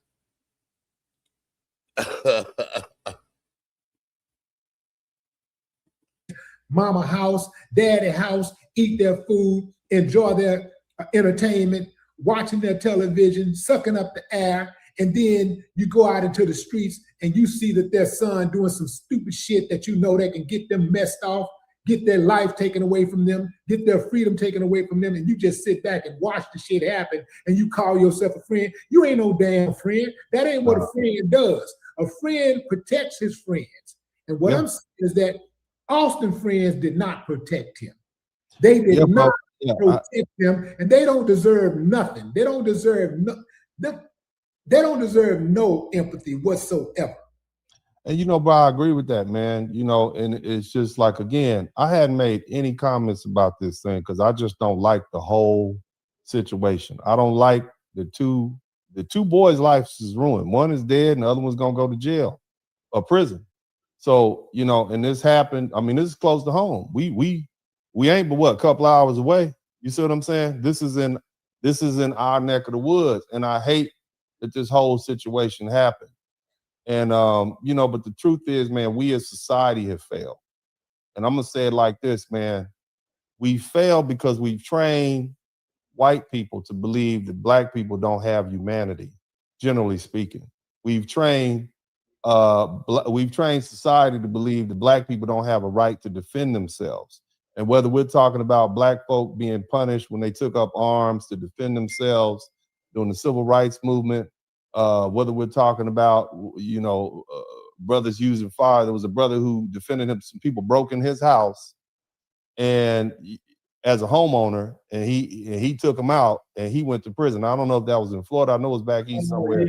Yeah, Like so now I believe 4 of them or something like that. he put them. Hey, he sent them home to their maker. But what I'm saying is, man, we as society have failed ourselves, and this whole racial divide.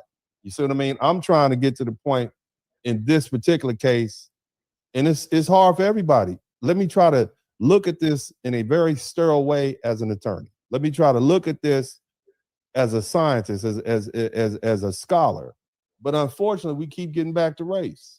You see what I mean? Because we can't. We can't escape that. It's unfortunate. At the end of the day, Karmelo Anthony is a young 17-year-old boy, and now his life, 19 now. It was 19. His life is ruined because he made a bad decision. You see what I mean? And he took another young man's life. And we're in a situation now where we as society have to recognize that we failed that young man. We did. And now the law that we have set up to punish people for doing things is punishing him. So, man, it's an unfortunate situation, man. And it really hurts my heart, especially with the time period that we're living in right now, where you already have all this racial animosity. And, here's the thing, man, and I know you know this, the same people that cheer you are the same people going to be wishing for your death. These same people, oh, yeah, we support, Karmelo Anthony, until somebody like him do something to them. And then you want to know, well, why he not in jail? Why y'all don't get the neighborhood cleaned up? And I'm not saying Karmelo's a bad kid. From what I understand, he doesn't even have a record. But constantly just falling on the side of, oh, he's black or he's Asian or whatever. So because he looks like me or he's my race or she's my race, I'm just going to side with her. Let's try to focus on something more tangible. You see what I mean? And in this particular situation, the only thing that I know that is not true is that if somebody uses a disproportionate response to your force, then a society where people get killed for pushing people, or somebody accidentally step on your foot and you go to the extremes with it, it's not acceptable, man. We can't live like that, man. That's not somewhere where I feel safe. Everybody's gonna be on edge. We're gonna have a prison yard. You see what I mean? That's where I'm at, brother. Do you think that the verdict will withstand an appeal review? Well, in the state of Texas, man, we have the Texas Criminal Appellate Court, and I absolutely, and because it's a court of intermediate court, all appeals are mandatory. So you have to, as long as you have the money and whatnot, they have to review it. Now, what I think is, and I mentioned this earlier, the fact that they struck 3 jurors and the defendant, 3 black jurors and the defendant, defense counsel did preserve that objection. I definitely think it might be, it's good grounds for a new trial. So you might have a new trial. I don't know. But that was one error that the prosecution made. But I understand why they did it. They just wanted a conviction. These are politicians. When you elect a prosecutor, he's a politician. What he wants to do is get a feather in his hat, say, see, I convicted him. I convicted him. We got a murder conviction. So his people, he can go back to his people who contribute to his campaign and say, see, I did what I'm supposed to do. It doesn't matter if it's stick. That's the next prosecutor's problem. By the time 4 or 5 years go by, you won't even remember this. it's going to be a whole nother group in there somewhere. This guy might move on to be an attorney general or something like that.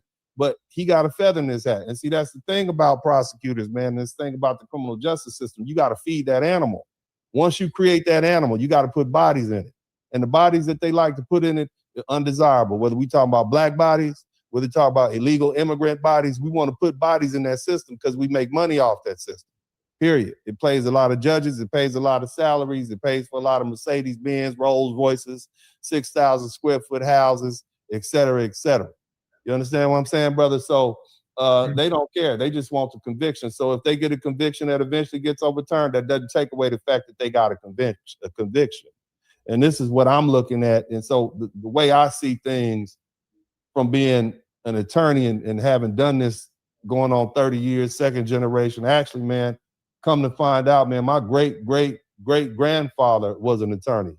That son went to Russ College in Mississippi, ended up being the county attorney for Nicodemus, Kansas, helped found one of those free black towns in Kansas. So it's in the blood. But this is the way the system works. You know, it's the way the system works. And my thing is, man, just do your best to stay out of that system. You don't want the hands of justice to get hold of you because it's hard to get them up off you once they put that stink on. And so, yeah, they got a feather in their hat. They put one in, you know, a high profile case. So that's what I'm looking at. How much impact do you think that social media had on this outcome of this case?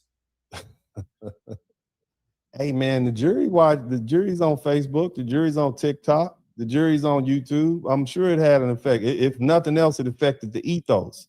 If it didn't affect the jury, look at the 21 kids. Look at the fact that Karmelo's so-called friend. Remember his friend? I don't know that guy.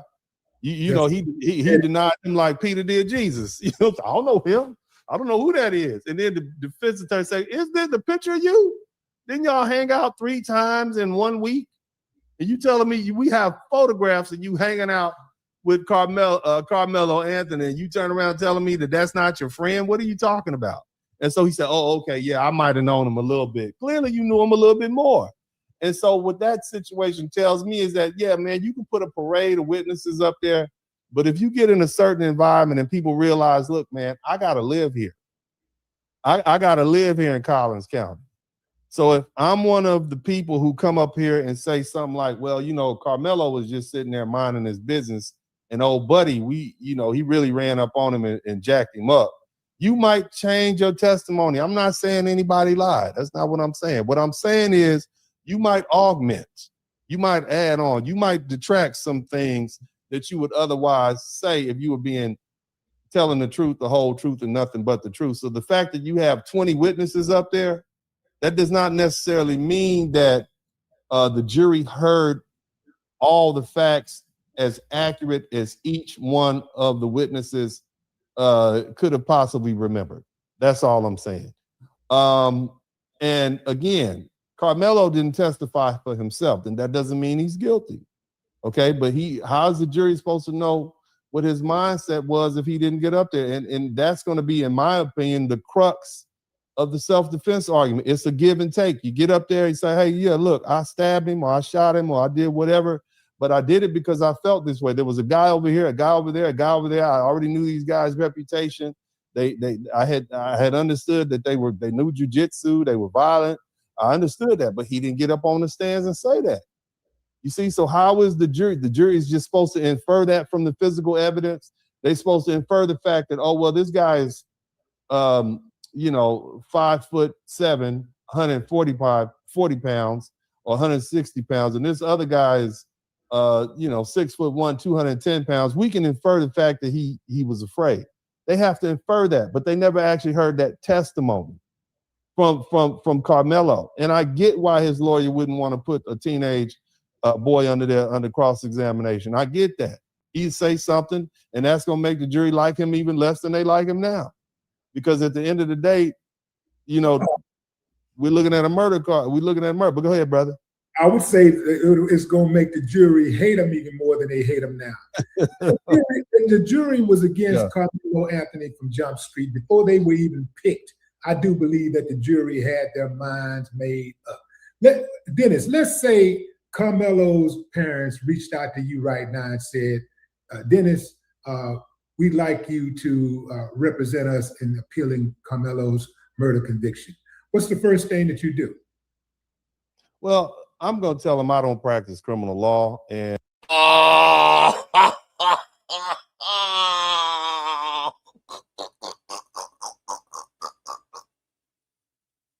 Yo, what a traitor.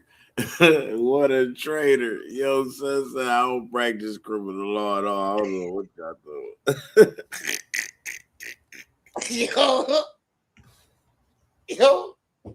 Yo, Shot, that's your man's. Shot, that's your man's in them. and if they need to find an attorney who practices criminal law.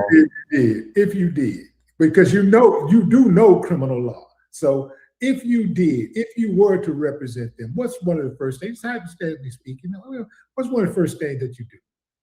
Well, let me say it like this. I have a dark practice. And what that means is it's a practice that I don't advertise. And there are a lot of people around the country who know about that. Like I reach out to a lot of stars and a lot of very powerful people around the country. And one of the things Nigga said dark practice. Don't let that go over your heads. I do with my dark practice that I don't advertise is I put together teams of lawyers and other professionals and experts to help people consult behind the scene how they should handle certain crises. And so in this situation, I would never put my name and associate myself with some sort of criminal appeal, but I would put a fantastic team together for them to help them. Now, again, my dark practice has a lot to do with, you got to have some money. Okay, these are people who want to be paid. You see what I mean? Now, that does not necessarily mean that his appeal will lead to some sort of overturning the conviction like what happened in the Bill Cosby case. But I would do my very best to get him the best appellate team together. And, this is possibly something, depending on what the Texas Criminal Court of Appeals would do, might end up in the Supreme Court, but it would be a lot of money. It's going to cost a lot of money. I don't know the family. I don't know them. But, it would have to be some serious numbers, in order, if they want to go to the full extent. I would try to do this. I would say, hey, look, and I've been on here with you. I don't know if they took him behind those walls after the verdict, or they gave him a little time to get his affairs together. I don't know. You see? And you making it seem like as soon as he go inside, they gonna take his booty or something. Nah, they ain't gonna do nothing to that nigga, man. Real shit, bro. You see how he said that shit? Yo, you retarded. This nigga say, yo, it made it seem like as soon as he go in there, his manhood is over with. Like niggas got the straws. Remember on House Party? Also, bro, worse than that though, son. They acting like the niggas a pedo. oh man, They treat the nigga like he a pedo though. I ain't even gonna lie. That's fucked up. But I would try to delay incarceration until sentencing. In other words, it could be 3-6 months before they sentence, or the jury could have sentenced them right there. They could do that. That's an option. But I would do my very best. That would be the best. But at this situation, man, it's just trying not to get wet in a hurricane. It's only so much you could do. You out there with an umbrella, you try not to get wet in a hurricane. You're gonna get wet. You're going to get wet. This is a bad situation. It's unfortunate. And the most we can do, man, is go hug your children. That's what I'm telling you. Go hug your children, man. Go hug your children, have a conversation with them, black, white. Y'all need to tell these little white boys keep their goddamn hands to themselves. They don't run the world. You need to tell little black boys, look, man, you know where we at.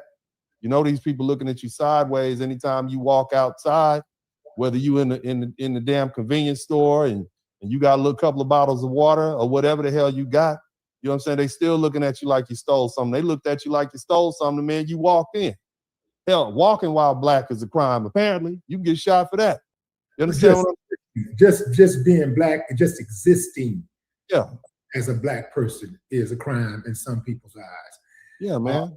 Yeah. So now, how difficult do you think it'll be for the defense to overturn this verdict?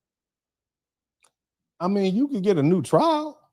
you know, I don't think they're going to be able to overturn the verdict. It ain't going to be overturned. But it's very rarely that an appellate court is going to overturn a jury verdict. They might grant him a new trial because the Batson issue where they struck those three. And I don't know every detail of what other errors were made by the trial judge, but I do know that's the most obvious, and that's the one that's most quoted. You can't just strike 3 black jurors on the auspices that they're educated. That's suspicious. You understand what I'm saying? That's too obvious. They have cases about that. Why it was supposed to be 3 black jurors, but due to the fact that they're educators, come on, bro. He gonna get that pill off that alone. You get what I'm saying? But damn, man, why nobody looking into the all-white juries? Where they at? You know how usually when high-profile crimes happen and people, is all over with, the jury, they be on all the news, certain jury motherfuckers, and talk about what happened and all that. You get what I'm saying? Yeah, hell yeah, definitely. A dude would, they be definitely like that. Even if hang that nigger. That's how they feel. Pick a tree, boy. We got the rope. Hey, but look at it like this too, right? They got to keep y'all in line. Niggas want them organs, man. They better pay attention. They are peremptory strike. And so I think that's the most obvious grounds for appeal, and that might get them a new trial. But at the end of the day, let's say best case, let's say this. Let's say in order to avoid a new trial, let's say they a couple of years go down the road in order to avoid a new trial. They say, look, well, we'll give you another 3 years, time served, just plead guilty. You see what I mean? You already been found guilty once. You want to try this again, we'll give you 10 years. You quietly go away, we put you on probation for another 15 years, et cetera, et cetera. You still be young enough, you be in your 20s, I mean, the defense is, the only people that seem confused about what's going on is the public. The prosecutors and the defensive attorneys, the defense, they already knew what was going to happen. I'm sure, I am absolutely certain that defense counsel had an honest conversation with Karmelo Anthony's parents and Karmelo Anthony prior to the commencement of this trial. And they let them know what they're looking at. I'm absolutely certain of it. It's really no surprise. Again, I sat up here with you a couple hours ago, and I broke down every reason why this was not going to be manslaughter, why it wasn't capital murder, and why it landed squarely on a murder conviction. And so this is where we are. So I'm sure his attorneys told him the same thing. So, yeah, you did do that. You did tell me how this was going to go down. You told me exactly how it was going to go down. What I want to know is, was there a point during the trial where you saw a turn where things went into the direction of the prosecution, where the prosecution? Oh, yeah, I'm here, man. I'm here.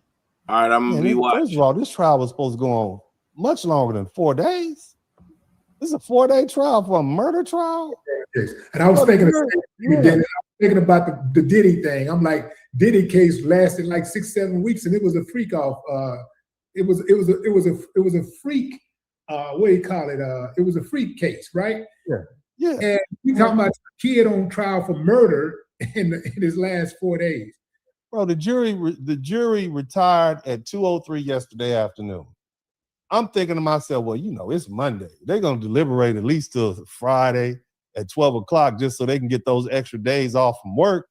But the jury came back today, and apparently they stayed for lunch, and by the time 2 o'clock this afternoon showed up, guess what they did? They had a murder conviction, man. And look, I don't want to judge the jury. I don't know, but to me, yeah, it's definitely true. You get what I'm saying? Real shit. That's crazy.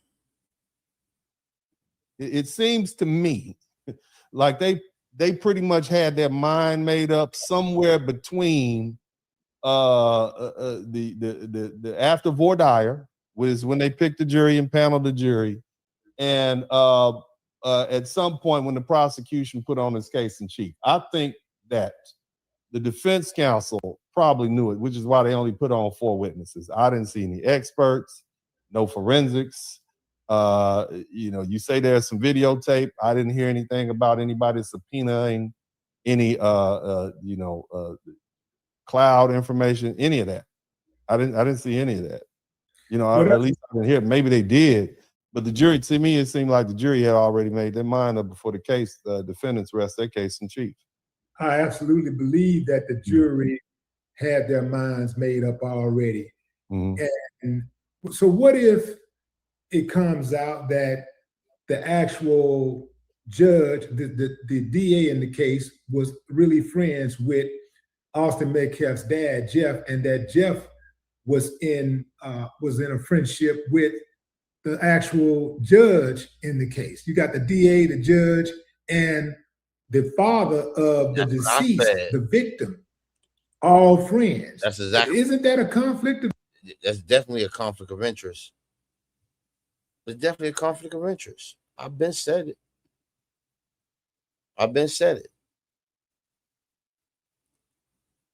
So, what we doing?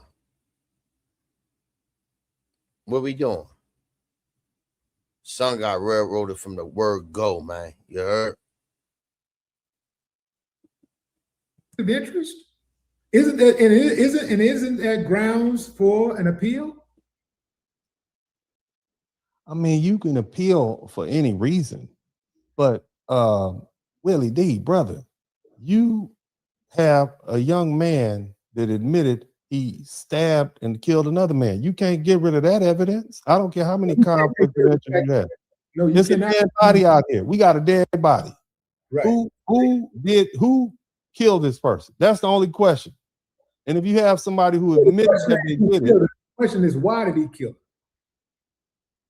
Well, I mean, Karmelo Anthony didn't testify as to why he killed him. He didn't come up on the stand and testify as to why he felt that his life was in serious danger, that he needed to pull out a knife and stab this other young man in the chest or wherever he stabbed him. We don't know. We don't know why, what his motivation was, because he didn't testify. We assume that it was self-defense. We assume that he felt that his life was in danger, and it was such a threat that it rose to the level that he needed to use deadly force. That's the only thing we can assume. We don't know. I don't know this young man's motivation. But what I do know is that there's a dead body. And in the state of Texas, if there's a dead body, more than likely somebody's going to prison. I think all of us Texans can agree to that. Somebody's going to go to prison if it's a dead body involved. That's all. What other evidence you need? Look, man, it's a small town. I done been to towns, man. Let me tell you something, man. I remember one time I took my ass to Shreveport, Louisiana. This is when I first got my law license. It had to be about 2002, 2003. They had Confederate flags outside the goddamn courthouse. You know what I'm saying? I'm in the courthouse. It's me and the janitor. We the only 2 black people in the Shreveport, Polk City, shout out to Monkhouse Road, is a clearly black town, okay? But I'm the only black, me and the janitor, the only one in there, man, my client. I had got him a judgment for $27,000, and he was like, well, can we go back in and ask the judge if I can get more money? Why didn't you ask? I say, look, man, this is what we agreed to do before we even got in the courthouse. You want me to go back in here? Mind you, it's getting dark. We need to get our ass back down to Houston, right? I'm saying, let me tell you something. I said, you see that flag up there? You see that flag with that Confederate symbol up there? Let's get in this goddamn car and go on back to Houston. That's what we're going to do. And so he said, yeah, you're right. Bottom line is, man, all in these small towns, everybody know everybody. Everybody's married to somebody. Everybody has a friend or a relative that works in the clerk's office. Everybody is related to somebody that used to be the DA or used to be a clerk or a cop or whatever. Everybody knows everybody in these small towns. You can't get around that. You're entitled to a trial by a jury of your peers. You're not entitled to a trial by a jury of people who share the same race as you. That's not just because. Explain that. And it's like, what exact for Karmelo Anthony, what constitutes a jury of his peers?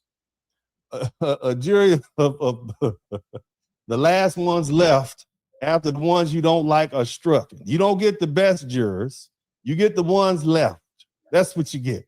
When you go to these jury, when you go to when you get that jury summons from the local clerk's office, they eliminate the ones, the other side is going to eliminate the ones that's good for your side. And you hopefully will eliminate the ones that's good for the other side. And you get what's left. That's it. That's the jury you get. You don't get the best jury. You get the ones that couldn't figure out a reason to get out of jury duty. Those are the people you get. My baby's sick. You good. You can stay here. Yeah, go ahead. Just to be clear, a jury of peers are not people who you have that you relate to, people that you have things in common with, people that might be of your same age or ethnicity or any of that. That's not a jury. That's not what they mean when they say jury of your peers. Absolutely not. That is has nothing to do with somebody being in the same work class as you or field as you. None of that. It definitely don't. Like I said, it's very hypocritical. You know what I'm saying? Very much. Very much so. Nope, none of that. You get what's left. So it's just people who are legal voters who's left in the jury pool. Whoever's left in the jury pool, that's it. Whatever criteria that local clerks use, whether it's a registered voter, taxpayer, somebody who paid, whatever criteria they may have, that's your jury pool. And of those people, what typically happens, they'll line you up in a room, depending on the different, it depends on the different jurisdictions. Some will leave you in the audience, and they have a row of 10, 15, 20 people. And the two lawyers or whatever thing, they're looking at the jury. They'll say jury 1 through 50, okay? Well, we don't like jurors 2, 7, 15, and 20. Or really, they'll start with the ones in the front because those are the ones most likely going to be in the jury. They'll eliminate. They got to get up and go. And so now you're in a situation where 2 and 7 are gone, but there's somebody who was in the second seat. That might be juror 5. That might be juror 8. Whoever it is, because the rest of them are gone. And once you're out of exceptions, once all the judge rules on all your calls and you use your preemptor, this is what you got left. That's it. And that's who is going to determine whether or not you win the criminal case or whether you get a not guilty or guilty. Yo, that they railroaded, son. They definitely railroaded that nigga, man. I wonder what his family said. Real shit. Oh, they saying protests erupted and wow. Another attorney said the same thing. Like he was guilty.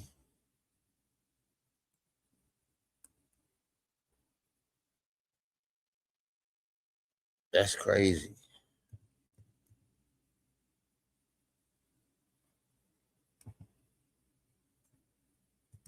I'm trying to see what the family said. I know the family had something to say.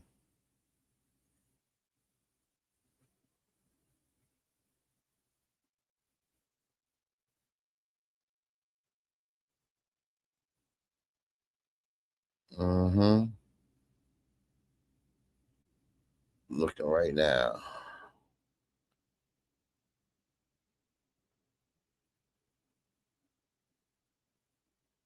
Yeah, guy said as a criminal defense attorney, he said he was guilty. All right, so we got a verdict not too long ago in this Karmelo Anthony murder case, and I take no delight in saying that we were accurate with the prediction. Some people called it Captain Obvious in terms of my analysis from the prior video, but this was a relatively straightforward case when you think about it. And I just actually got home. It's my birthday. I wanted to go out for a birthday run and walk. I'm on a personal mission to get down to 10% body fat by the end of July, so you can keep me in check on that. But yeah, if you've watched some of my content before, thanks so much for returning. If you haven't, my name is Jamal Kersey. I'm a criminal defense attorney in San Diego, California. I've been practicing law for over 17 years. And on this channel, we're breaking down legal concepts so you're in the know. So yeah, Karmelo Anthony verdict came down relatively quickly. We had a closing arguments this morning, and the jury came back after not deliberating for that long, and that is not much of a surprise. I think, they're obviously going to take the time to make sure that they get it right, but I think the decision was relatively easy for them to reach. And so that brings up something I wanted to talk about in terms of murder versus manslaughter, because it turned out that that was one of the jury instructions that was ultimately requested. So one of the things that happens after the evidence is presented in a trial, the parties, so the defense and the prosecution, are going to sit in either the judge's chambers or an open court and go back and forth regarding the jury instructions. So after closing arguments, the judge then reads the jury instructions to the jury, right? So they got all of the evidence during the trial, and now they're going to get the jury instructions, which is the law that they're going to apply to the facts and ultimately make a decision as to whether the prosecution met their burden of proving guilt beyond a reasonable doubt. So obviously, Karmelo Anthony was being charged with murder, but as the evidence played out, it appeared that manslaughter could arguably be applicable as well. And so it's instructive or useful to get into the differences between murder versus manslaughter. So with murder, you are intentionally killing someone else, right? So you're taking an act with intent to take someone else's life. So, put a gun to someone's head, you pull the trigger. There's no argument whatsoever that you were intentionally killing that person. In a manslaughter situation, you are acting with conscious disregard for the risk involved. So it's reckless behavior. So that's the main thing. You either acting intentional, right? You are intentionally killing somebody, or you're doing something so reckless that you are consciously disregarding the person's life. And so then whatever reckless action you took that result in the loss of life, that would be manslaughter versus the intentional killing and murder. And so that may have been what the defense was going for at that point. It's interesting because a lot of times when it comes to a quote unquote victory, people will generally get caught up in conviction versus no conviction. But sometimes the facts are the case that a conviction is inevitable, right? So, the defense is not, if they're being honest with their client, you're not going into a conversation thinking or giving them any impression that they're going to get off completely in the case. You're going to be convicted of something, but the win is to be made in, if we can avoid you being convicted of this, where your exposure is potentially life or a number of years in prison, and we can get you, where you're only convicted of something that could be just probation, or, where you can arguably get credit for time served or something like that.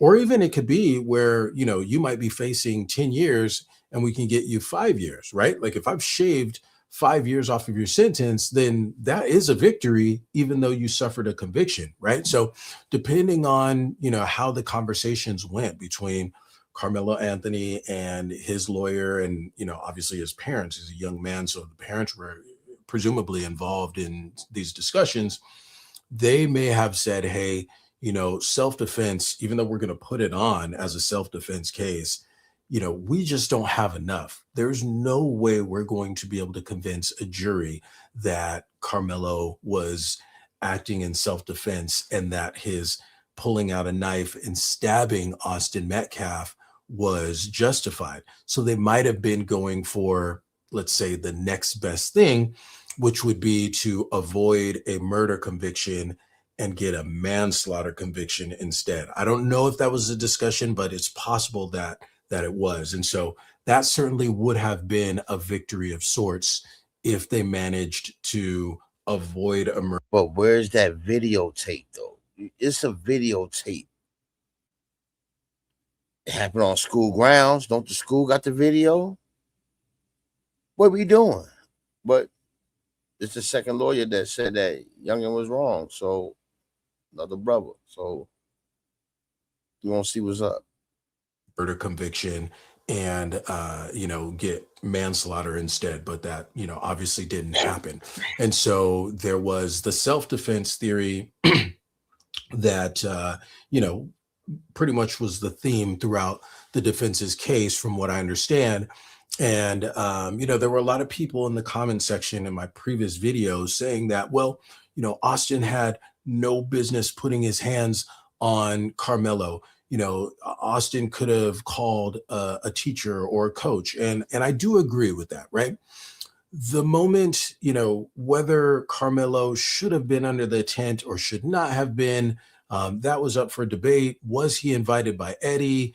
What was his relationship with Eddie? It sounds like, they were, they were in contact with each other or associated with each other by way of, an ex-girlfriend, but they weren't really directly friends.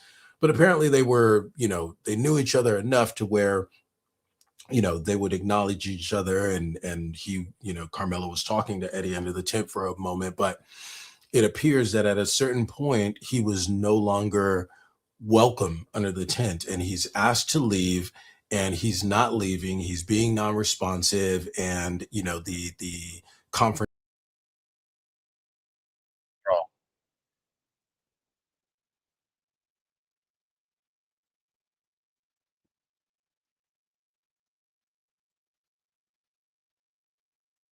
Only your friends. Let's hit it. Let's hit it, cuz. Huh? Come on, nigga. I like watching these niggas crash out, bro.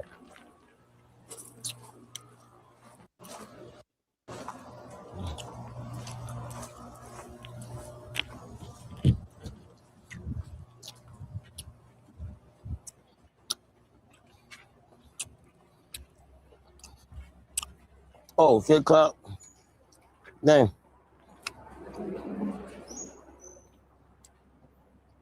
Should I go get some more money? What? For what? I got this on me. Keep that on you. Huh? Keep that on you. Why would you get more? What you need more for? But my ID is up there too. My wallet. Huh? No, I gotta go get my wallet. I'll grab it. Huh? You don't know where's that? Huh? Where's that? Yeah, I put it in the. Oh, you don't want? All right. I put it in a special spot. Where's Bright? I know. I'm going right up there.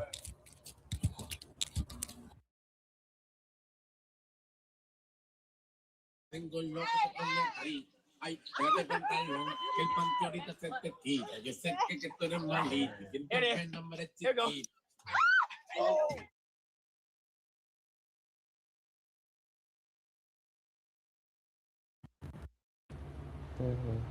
How many of us? That's their connection. It ain't mine.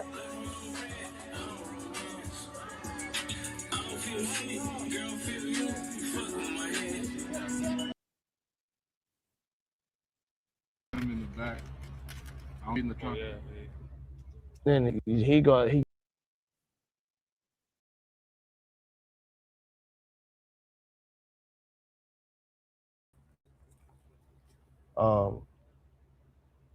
One, 2, 3, 4, 5, 6, 7. The girls, that's 3 girls. But the girl's gonna go with Dior, right? Yeah, so he can go. Yeah, so he. Oh, okay. I was gonna say, where 7.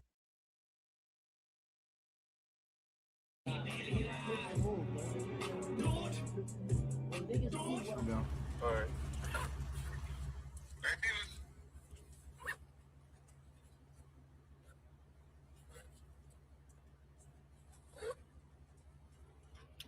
Yeah, I ain't gonna lie. I don't even know about. It's off right now. I don't even know about bringing them, bro. I say they fucking around and Bro, why does he just bring random?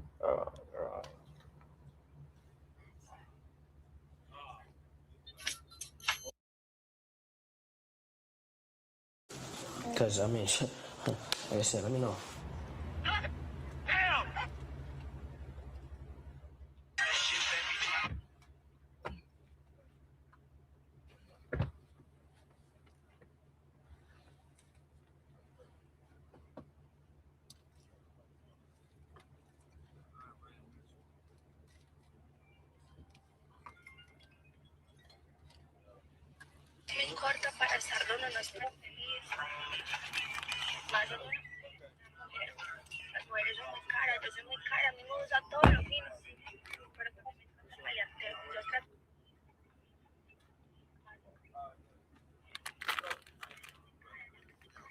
Hey, 18 priority gang. He be sitting in the trunk. That time go with Dior. Nigga, my brother not even coming out.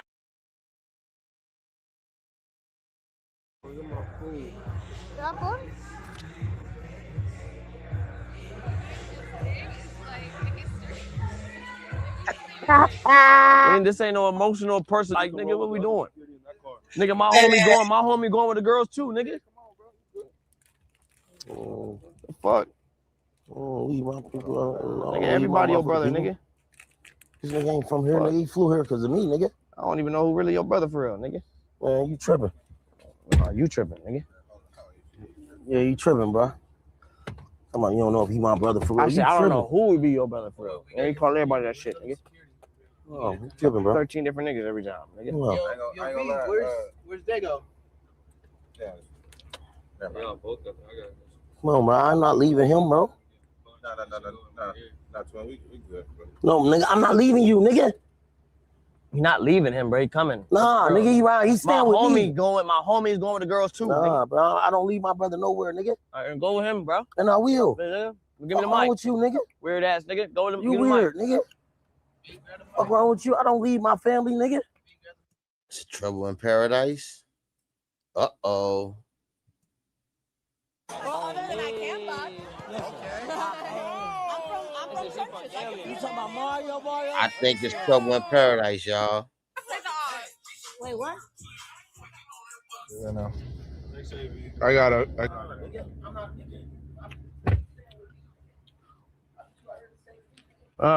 Do that.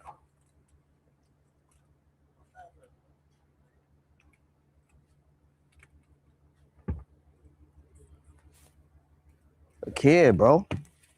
Fuck wrong, bro.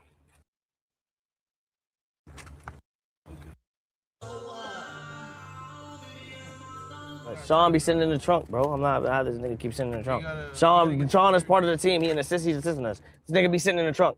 No, nigga. Everybody. You gotta get this. I'm scared. I'm gonna get you Can you hear me now, D-Lo? I'm scared. It's good. If you're a little nervous, that means you can perform. You gotta understand. Everybody, he called. No. This my real. This my. That's cool, but I'm saying this is my team. My team is priority though. On some business. Yeah. We're not leaving you. I said just go with the girls. No, the homie come with the girls. No, I didn't say that. I said I don't know who be his brother for real, because he call everybody that. All right. That's cool, bro. Well, business, we separate business from, you know. Yo, what the fuck is security? We ain't tripping on that shit, though. All right. There goes taking another car. Is it going in another car? This week. Tell AB hop in. Huh? Let's go there. Dago gonna get another whip? Maybe ordered a ride there. Huh? You tell him call Uber and then don't go there, nigga. Nigga, I'm setting everything up, nigga. And you want to always fuck some shit up. We gotta get there right now. Bad business, bro. This ain't how business go, bro. Cause you getting emotional and shit, bro. We're not doing that, bro.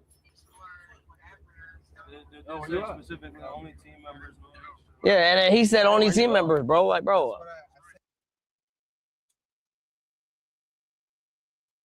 I fell in the pussy. I fell in the pussy. You're gonna go.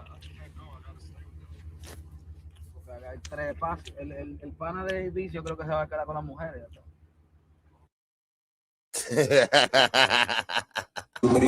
Rich nigga, I become a movie out the spot. It's simple, I ain't gonna do the shit that I do for you if I was always trying to do it for you. You got the other car, just bring them the other. Yeah, sure you got the kid snake. I know that. That's the whole point of them going in the other car. So they can't come in. And they ain't gonna tell this nigga AB no, bro. They don't know how he got to be. Huh? I'm telling them.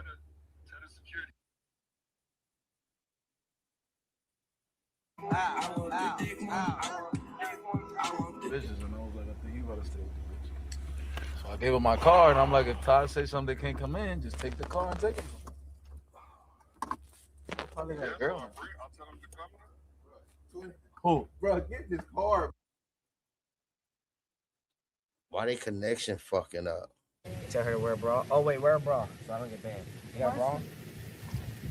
In the hot tub? You got a bra on you? Yeah.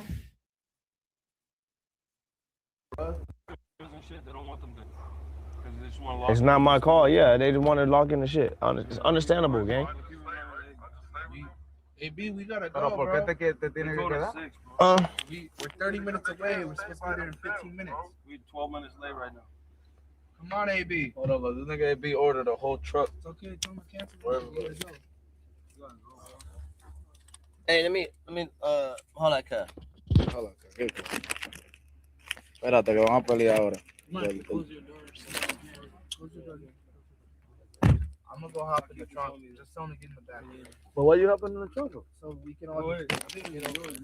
But we all fit. You talk about the girls No, too? because security. You want your girls? No, you're being I'll fake. take care of You're y'all. being weird. But I don't like that price you talking about. You know what you did. Just Say because it. I'm not doing it. I got the mic. Stop.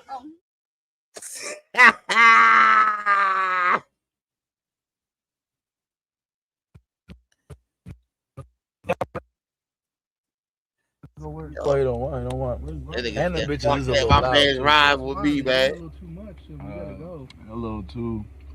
Well, we gotta go. They cool and all, but nah. They're like literally the whole group is up. Yeah, come on. Come on. Oh my God. He's coming. He's coming. Get in the whip.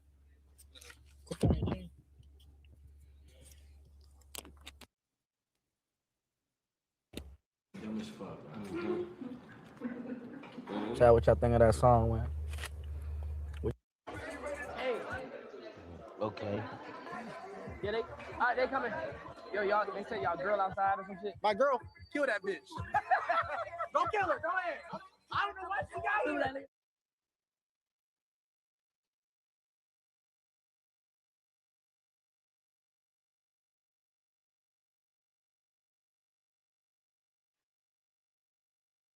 Yeah, they shit fucking up.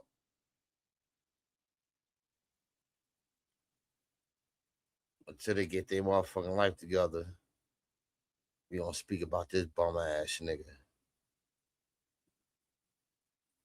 Let's get to it.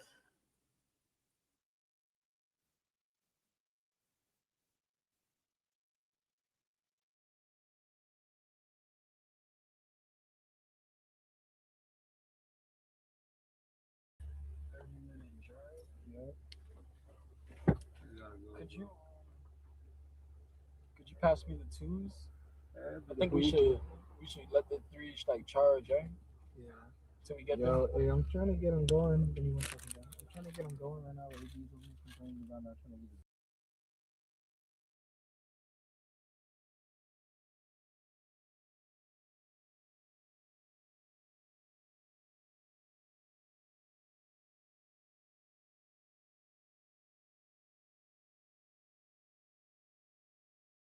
order and ride.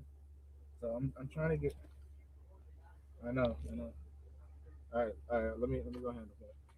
We could feel like 2 bitches here and then. Oh, we need the bitches to come. That's the thing. Fuck the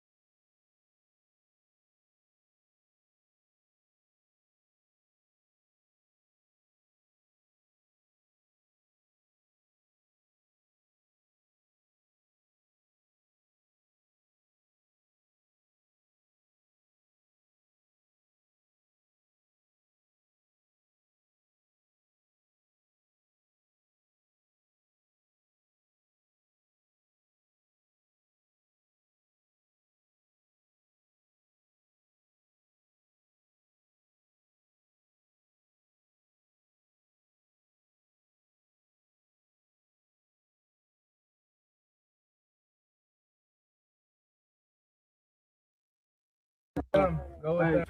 Respectfully, that shit all over this.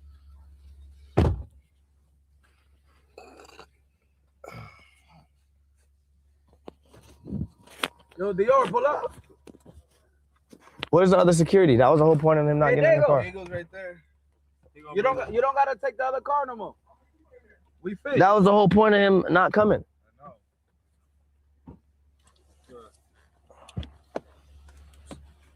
Damn. You don't play music, bro? Huh? Hey, move the seat down.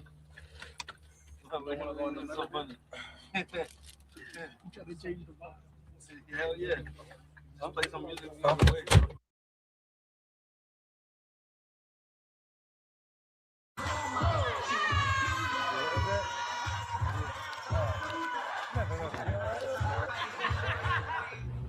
Nigga, then what's the point of that? Nigga, just come in the car then. The fuck? No, I'm saying AB and him can get in the car. What are we doing? Huh? We can't bring the bitches. What is he doing, bro? Bro, oh, this is the whole point, bro. This shit ain't gonna work, huh? Hold on. Hold on, bro. You gotta see, bro. Just let them be outside, bro. Bro, what's the point? This nigga's such a bro. They can just look. They can Uber back here with Dior. You know what I'm saying? So they just Uber in there to Uber back? I mean, if that's what they want to do. I already told them that, you know what I'm saying, It's you don't want just them in to the get studio. him over there. So He they got still, the- he got the- hold on. Once he's over there, you got the keys to your whip? Let's tell him drive. Hey, just drive over there. We gotta go right now. Just drive over there. We good. Just drive over there. Just take care of that shit, man. Let's go. We gotta go. We can't.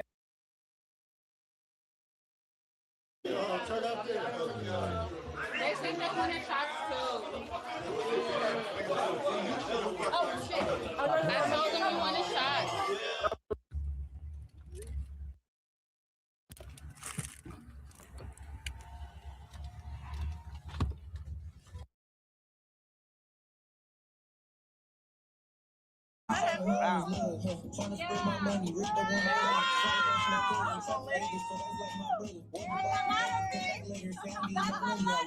Bro.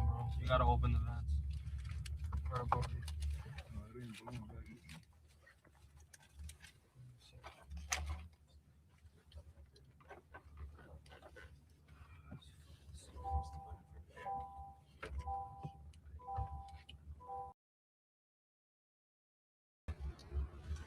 Some niggas that's gonna crash out.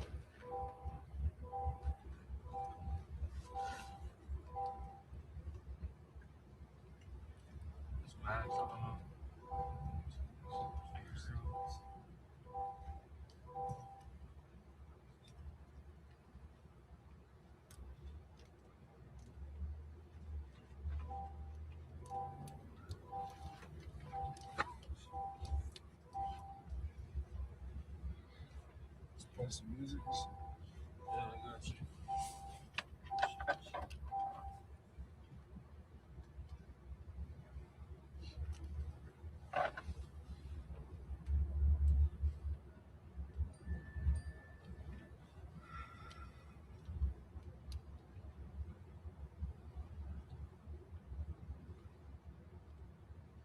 I feel like these niggas soft, niggas cupcakes.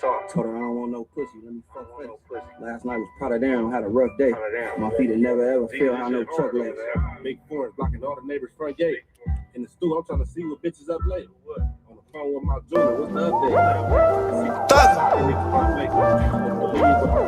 The thugger, baby. Yeah.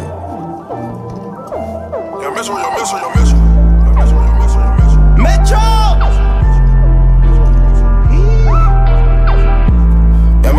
Y'all Metro. And what? Metro booming, want some more, nigga. Sit. Shoot a minute bad like Ricky, but not slick. Spit like 7 bands on a tricolor pit. All my signs red like a stop, nigga, no pit. Mocha purple, nigga, I like fucking marshes, whoa. Ain't no foreign yesterday, I was just walking, whoa. Left my baby mama, now my bitch is Barbie, whoa. All red diggy suit on, round now Slauson, whoa. Hercules, yeah, Hercules.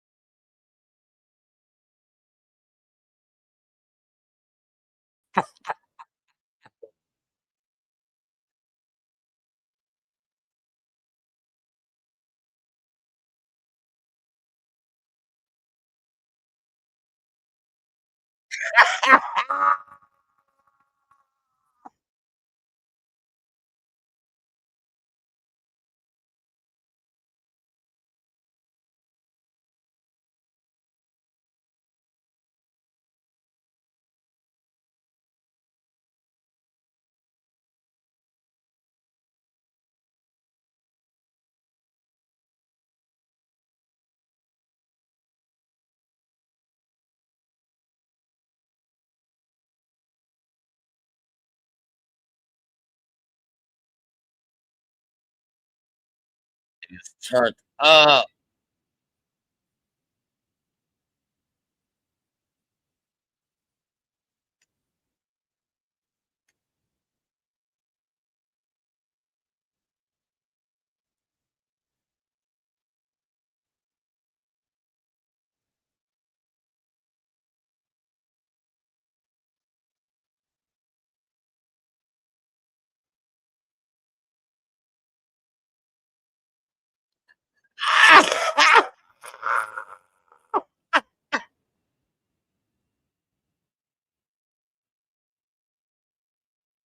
Oh, my bad, man. Attached to me. No, bitch. What more? Bitch ass nigga. You hear it now? Listen to me. Please. She attached to me. She attached to me. I'm attached. They all attached We to me. all attached. So Every she attached to me. I'm attached. About magnets. So we change your name AL. So this the one you need. She's on you. What you need? Even though she was on me first. No, they all on me. We all on Me, each me, other. me, me. We all on Bitch ass nigga.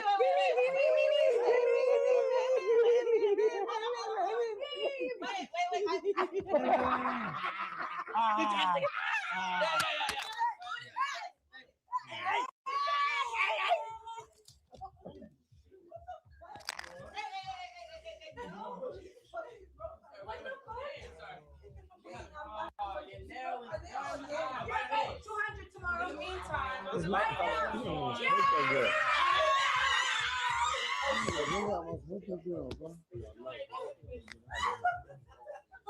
Man, pause. You got the internet beef, you want straight to the gram. Pussy nigga got shot and he ran to the gram. If I get shot, I'ma shoot till it jam in my hand. You ain't your phone all day, ain't making no bands. I told my little dog, count it as fast as he can. Soon as he run, it's off with his head. I need that bag in your life, like fuck is you saying? Like I'm that one nigga, fuck the other side. Percocet, new protect, make me come and laugh. Like how you bum a game, I got the chop on me, I got the drop on me, JJ up the Glock on me. I got the snicket in the party pocket rock on me. My baby meet you on the side, Chris Rock for me. I can see the whole field right off Barlow. I know he tried to slide cause it's Carlisle. Big brick of white look like Brock Lesnar. Got tester sliding everywhere because I'm off tether. I might fuck a Cardi B, Gucci's offsetting. Diamonds wet look. Man, oh no funny shit. Whoever them niggas is, them niggas is garbage, man, on Granny Bones. Them niggas is garbage. We been in and out the wars, that's why we need some medals. Ain't never had time for no arguments. Big ass shotgun, look like Lori marking it. Tuda got the 10 AR with the cartridges. My clear roller arm, where that's my $5. Do you believe in my days like a red bitch? Respect me, I'm a crash out bitch.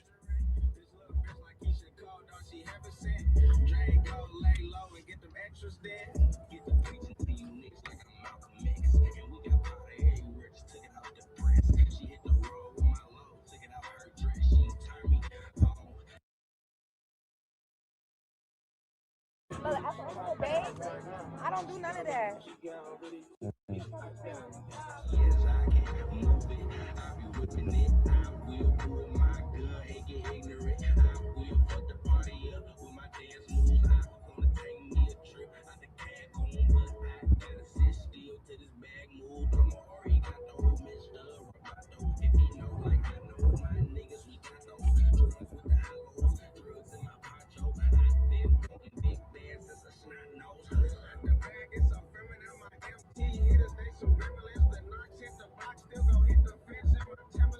The smoke on the floor.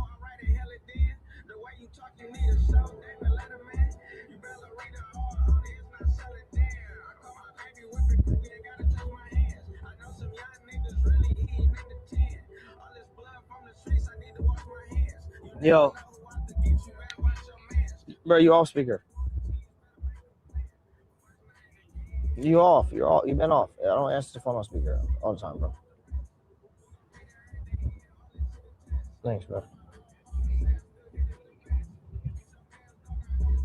I don't know.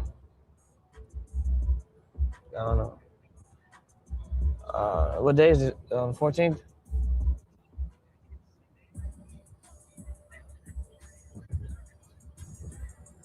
I bet. Y'all got a charger? Mike just tipped $5. Deen, you did exactly what you was supposed to do, because let them bitch like females, because you put business first. That's how you know they broke and lost. Thank you. Sure. All right.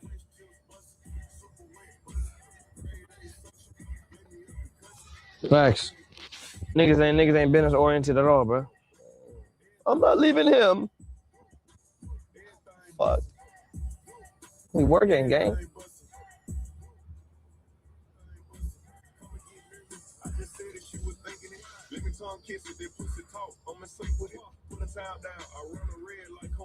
Fuck, man.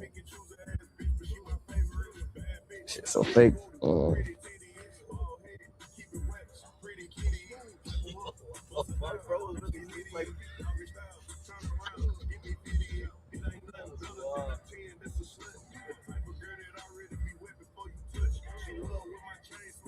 Money first, right? All that emotional shit don't pay the bills, gang. We gonna keep going, regardless. Keep going.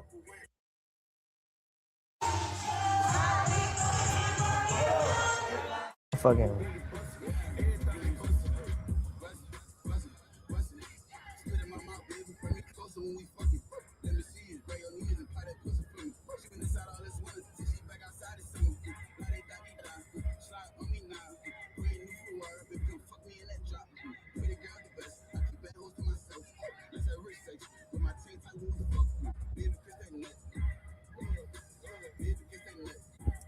Man, nobody bigger than the program, gang. Gotta respect niggas. Respect, God. Don't touch, God.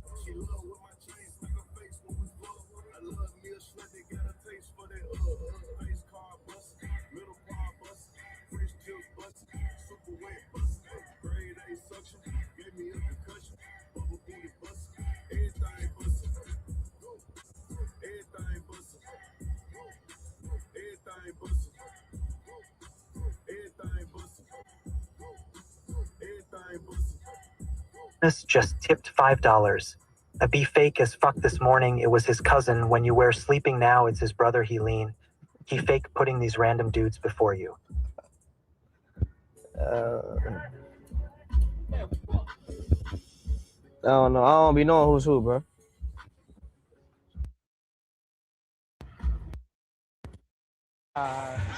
Anonymous just tipped $5. Deen come to New York and stream during the finals. Knicks in 5.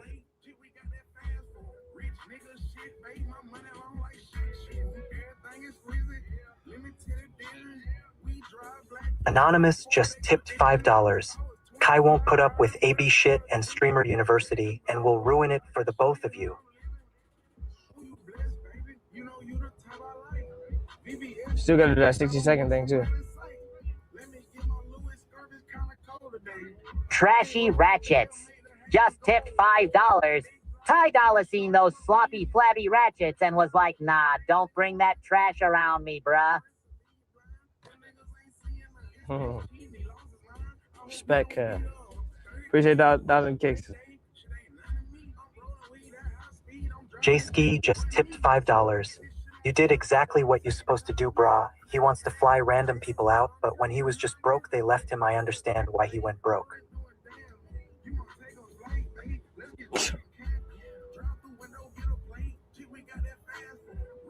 Damn, say it ain't so, man. Hey, play some Tyler. Maybe get my mood right or something. That shit crazy.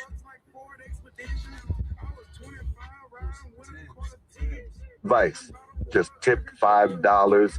AB plotting to leave. Those guys are trying to study the game and start their own stream. They want your cut. I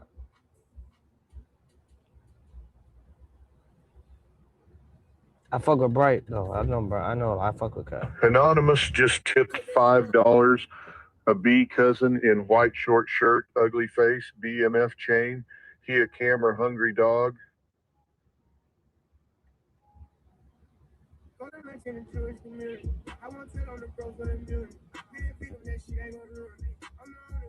Like underscore Mike just tipped $5. Folks don't be realizing we wouldn't have none of this shit with Deen broke bums in chat be crying like hoes MFS feelings be stronger than they will.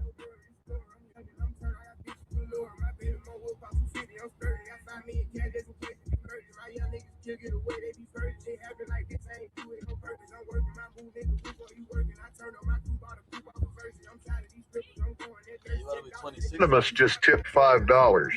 AB will put a bitch before God himself. This is a grade A lick. A bitch is gonna line him right on up.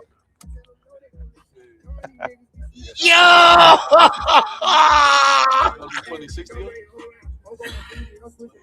Anonymous just tipped $5. A fake as fuck they ain't putting no money in his pocket and you made him over 100K but wants to put these random people before business fucks you. Hey, shit. Niggas gonna do what they do, gang. I don't know. Shit. Chuck just tipped $5. Deen, business is business. The hoes don't need to go everywhere with the team. Thank you. He should be grateful you putting him in a position to win.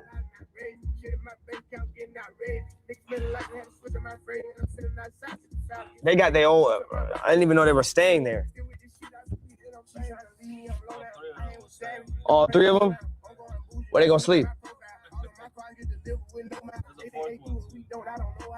The fourth one look good though. She showed me what the fourth one is. I ain't gonna lie. The fourth one, she stayed with me. Yeah, we gotta see her in person.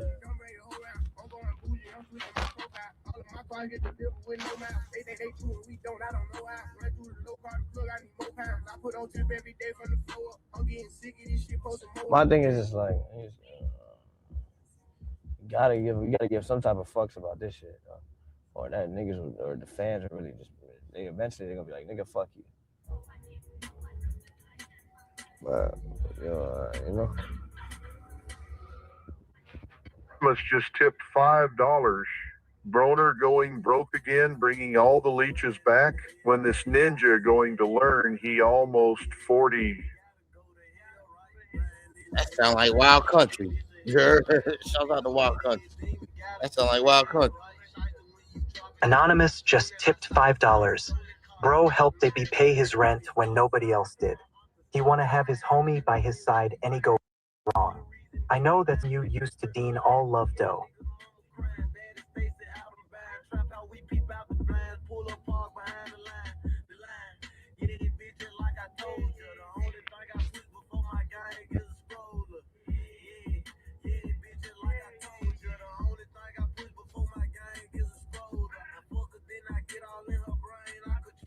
I don't even understand what you just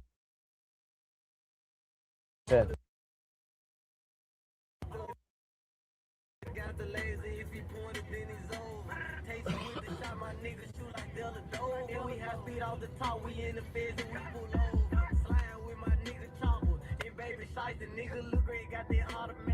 That's that ride in the Hellcat. This is a hell night. Just tipped $5. Ask Ty if he misses the Pushes Inc. days.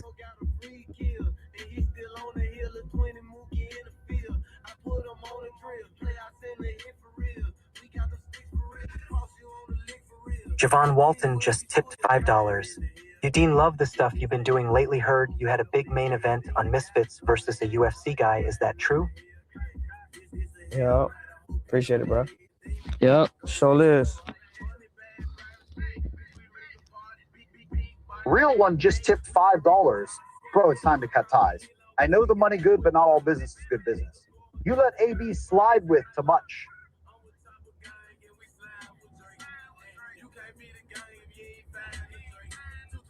Anyway.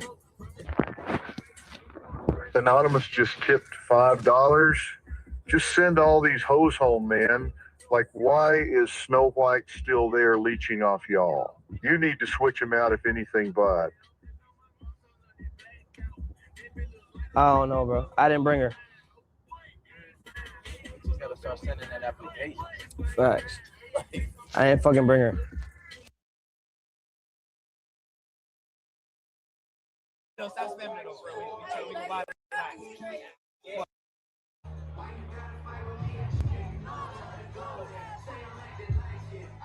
Especially one coming with it. Keep your head up, Deen. You can only do so much, gang.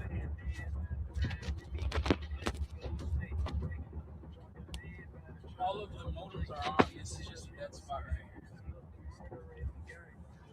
Anonymous just tipped $5. You made him make over 6 figures, but he always putting other people over you. A serious business conversation has to be had.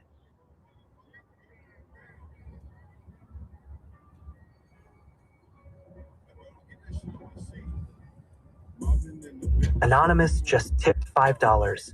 People didn't cut AB off for no reason, Deen. It wasn't only because he went broke.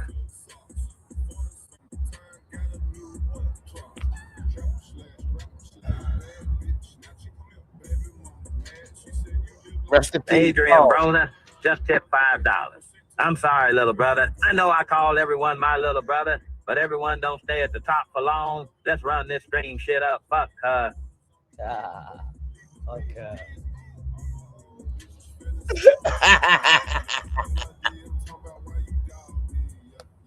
Mike Hawk just tipped $5. A lot going on, but die worry, we haven't forgot about that forehead, bruh. You ain't off the hook either, Veneer, Montana.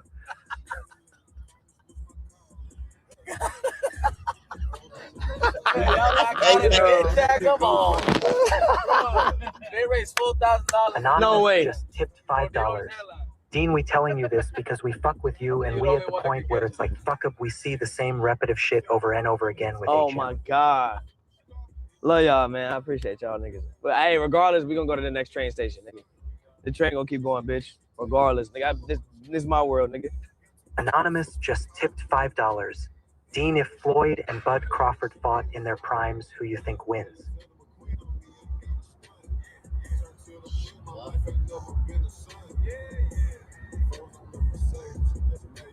Anonymous just tipped $5. Bro used to help AB pay rent, he not a random. A B wanna have one with M when he slide that's what a real one do, same car don't go. A B do trip though. Nah, I understand that. Bro. I just they wouldn't even gonna come. Nigga, I thought it was just gonna be security, AB, and there wasn't gonna be no more space. Anonymous just tipped $5. Ty's going to at y'all crazy when y'all get there with them hoes. Professionalism in business has to trump everything. Dollar. I don't know how they gonna get in. It's the most party you cannot get in. Anonymous just tipped $5. Both need y'all on teams. Simple.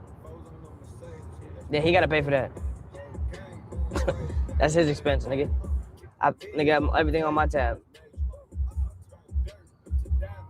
South End Fat just tipped $5. A B said he can't leave his brother, but a B leaves you every other night when he doesn't want to go home. That's an eye-opener for Deen.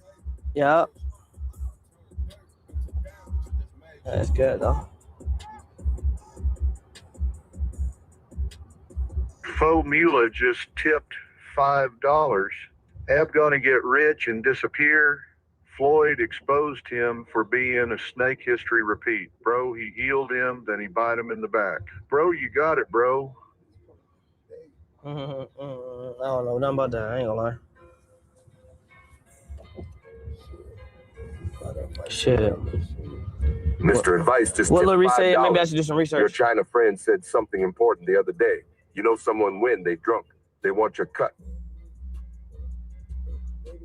God.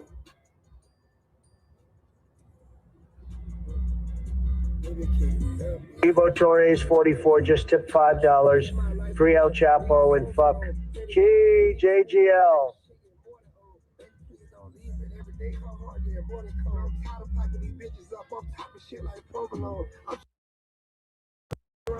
Anyway, he just tipped $5. I wouldn't say cut ties, but you guys need a serious business discussion, maybe a contract or something. If AB violates, he forfeits some of the cash. The scorekeeper, Jared. Jay Reezy. Huh? Bro? Anonymous just tipped $5. Deductions and or fines has to be put in place if y'all are late to something or put the business in jeopardy.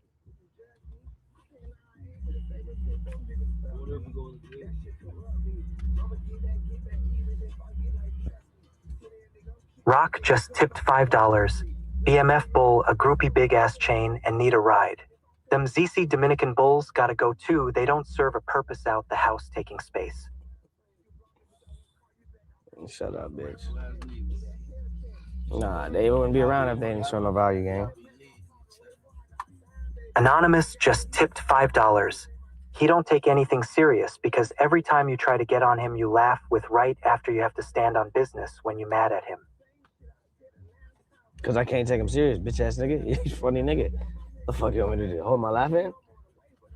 I'm a goofy nigga too. And I just can't stay. Anonymous just I can't stay mad. $5.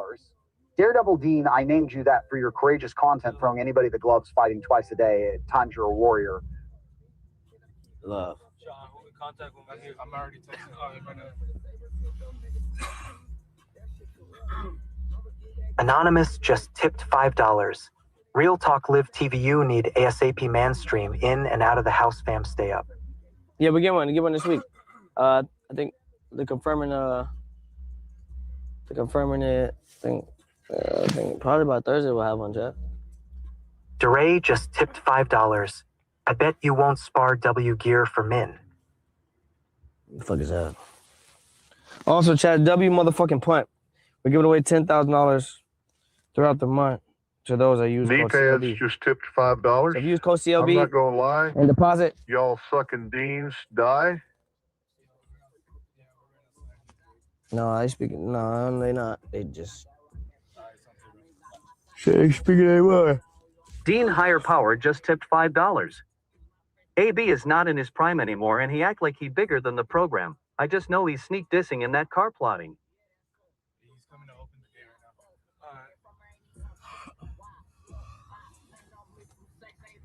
Man, you trolls say anything, man. For real.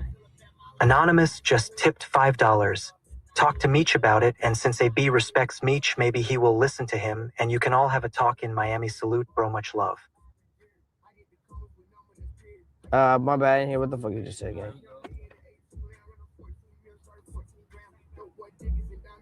Anonymous just tipped $5. How does it feel to be sober while AB is still getting faded? I don't give a fuck, bitch. I'm tired. I need to stop drinking anyway, bro. I just got the phone call today, Chad. We supposed to fight on. Rasta Man just tipped $5. Bumbo Clay, BAT, Bumbo Clay, Bumbo Clay, Bumbo Clay, Bumbo. Yo, look who's back. Bro, I was getting flamed. Is this the studio? I raced like $300 getting flamed. You gonna do a studio? Bumbo Clot.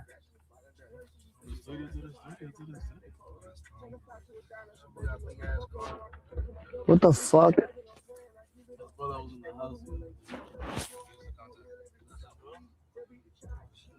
Thank you.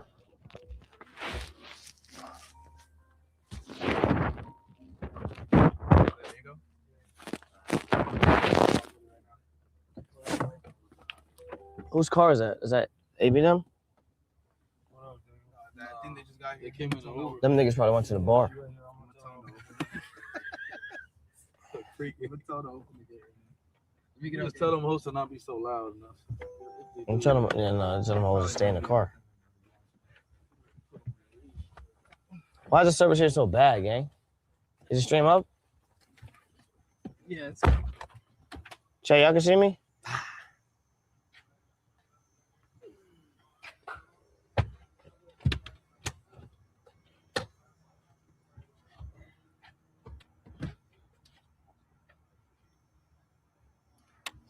Good.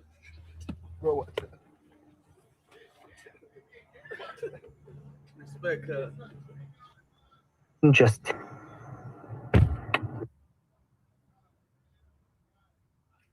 good. Bro, what?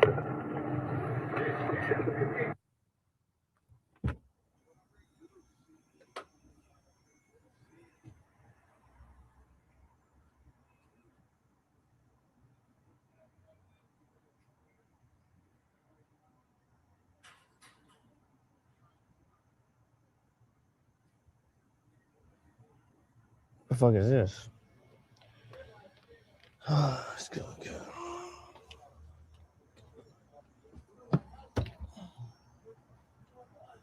Hey, appreciate 1,000 kicks. He say respect. Tighten up, young. Shake back just on his own way. Stay focused. Bitch ass nigga, respect. Time, love, my nigga. Appreciate it.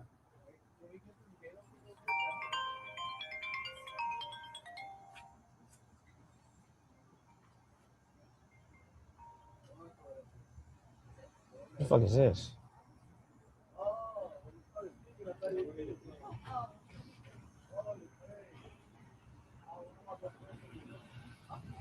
Oh, hey, chat, remind me, I gotta do a Streamers University video. I gotta do 60 days. 66. I need water. What the fuck? What the fuck just happened? I need to do a 60-second video explaining why. Hey, what is it? Explaining why I need to be in. What is it? I guess a 6-second video of what? A minute long video of what?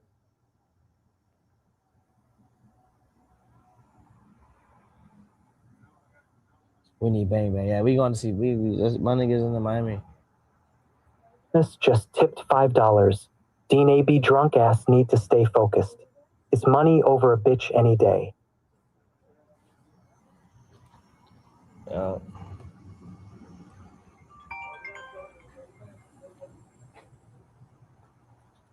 Swerve just tipped $5 and told him to turn AB stream off whenever he not on camera with you so he can.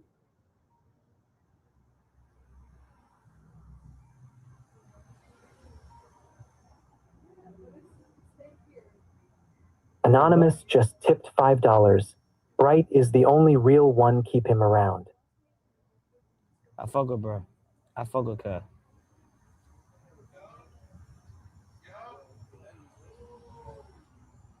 DeRay just tipped $5. I bet you won't spar AB with gear on for minutes. I'll fit whoever, man. What you talking about? Bitch.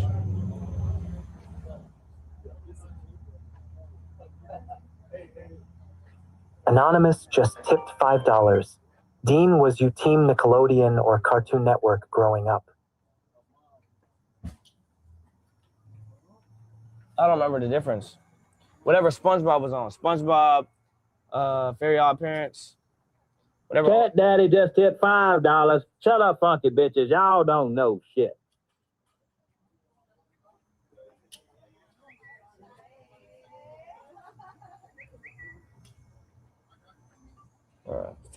Anonymous just tipped $5.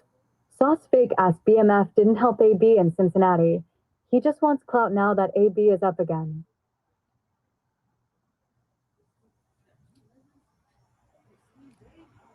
So they can bring all these girls, bro.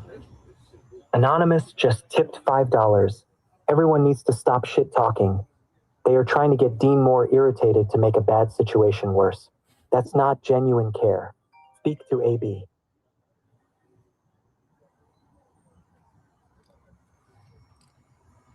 You niggas weird. You niggas are weird, bro. 3Day5 just tipped $5. Calling me, bro. Keep doing what you're doing, family. Stay sober and keep boxing. AB will follow or get left behind, only options. Stop calling me. Keep your head high, king. Respect.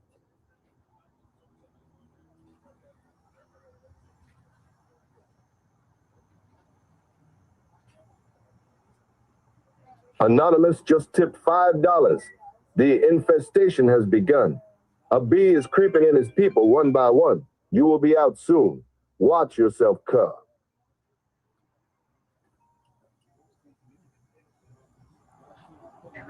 What up, Sauce? Deen. What up, nigga? Where y'all at right now? Mama Cheeks LA. just tipped $5. Say what's up to I'm Chad. pretty sure you will have to Yeah. choose either your boxing career or to be a streamer.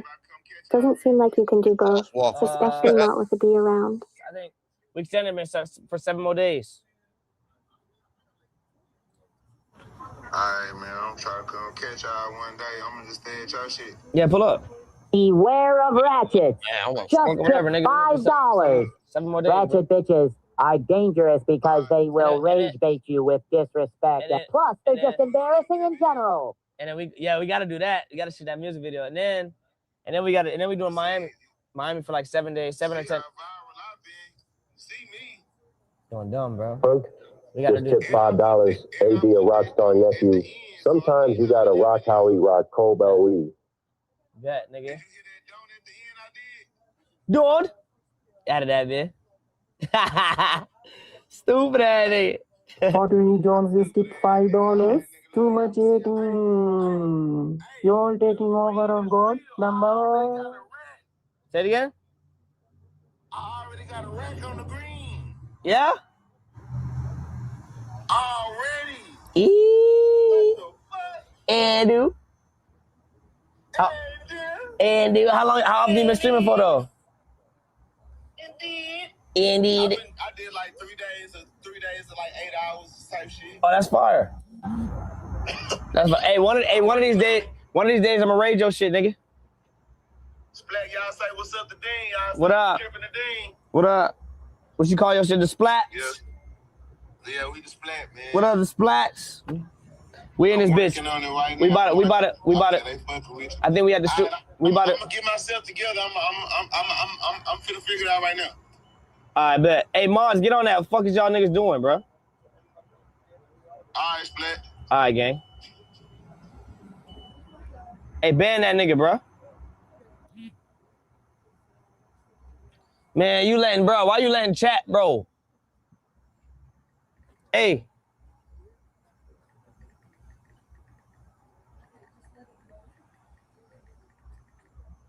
Probably one of these cocksuckers in the 6th saying, "Yo, they playing your content." No, these cocksuckers is.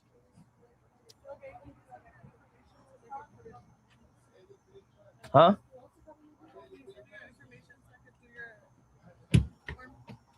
What you mean? Give it to Sean then.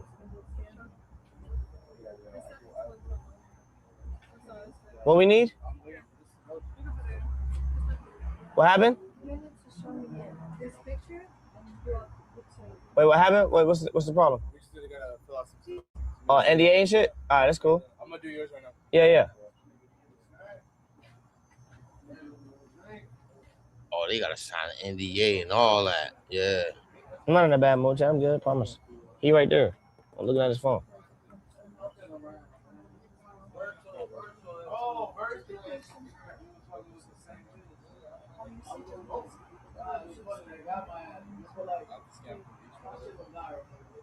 So what's the issue? Why she not talking to me though? No, what's the issue though? Because I don't like. It's on my phone. You're good.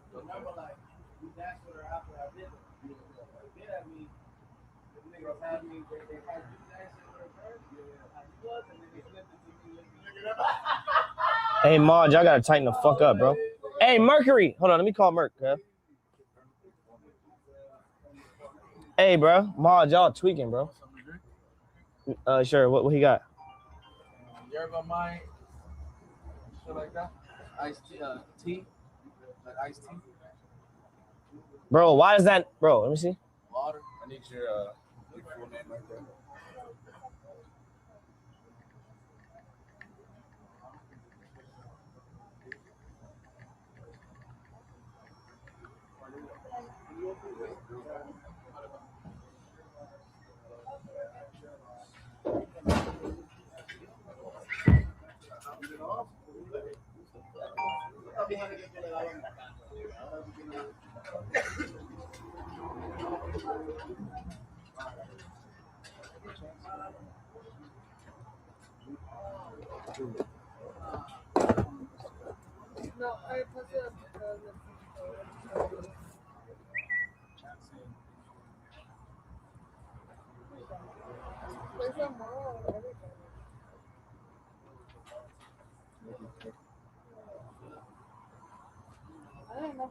Of course they are. You're on the stream 24/7. What have I got to do again?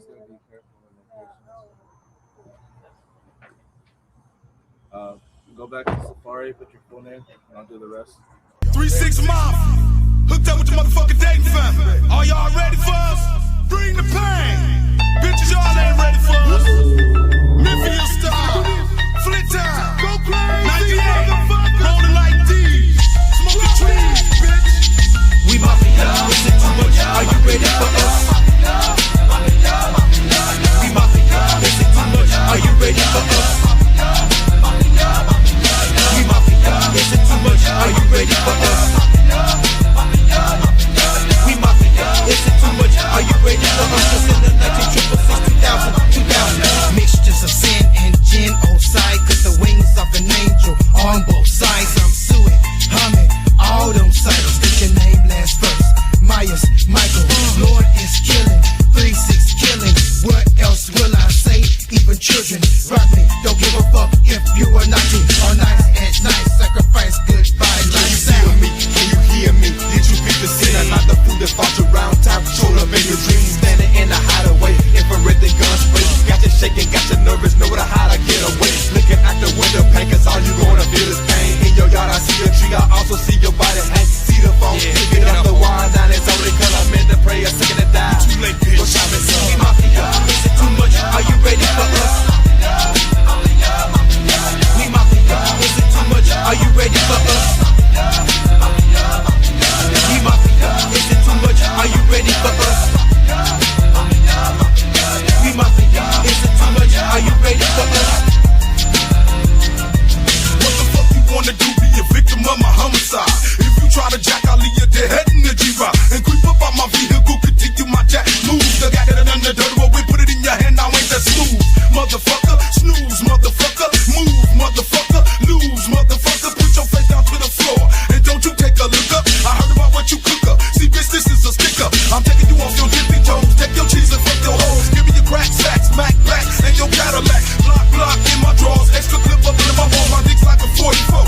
Fucking up your pussy wall. You read your lip about your grip, and I think I know your stash spot. Your pockets on swole, ho, and I'm looking for a jackpot. I wear a mask on my face so I won't catch a case. Keeping it low key, don't nobody know me. I'm just like a snake when I creep through your window. So motherfuck the cops, call Harlem and Kendo. So motherfucking 5-0, it's all about survival. I leave them like DOA, bitch that's dead on the rival. We mafia, is it too much? Are you ready for us? We mafia, is it too much? Are you ready for us? We mafia, is it too much? Are you ready for us?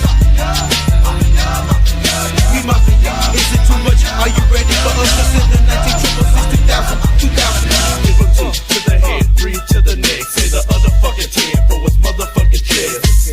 Gotta fuck him down, gotta fuck him downtown. Talking about your clowns, talking shit up in my fucking town. 60 ain't dead yet, check his head, check his chest. Player should've guessed you was scrap with a fucking bet. Oh, you should've knew that you was fucking with the 360 bucks. I knew you wasn't ready for us. Got too much to afford, can you fuck with us? In the Lexus truck, a juicy chain, get it fucked up. Jam the club up, what we bumping on the radio. Mafia is what I'm screaming till the day I die. Ho, mo game,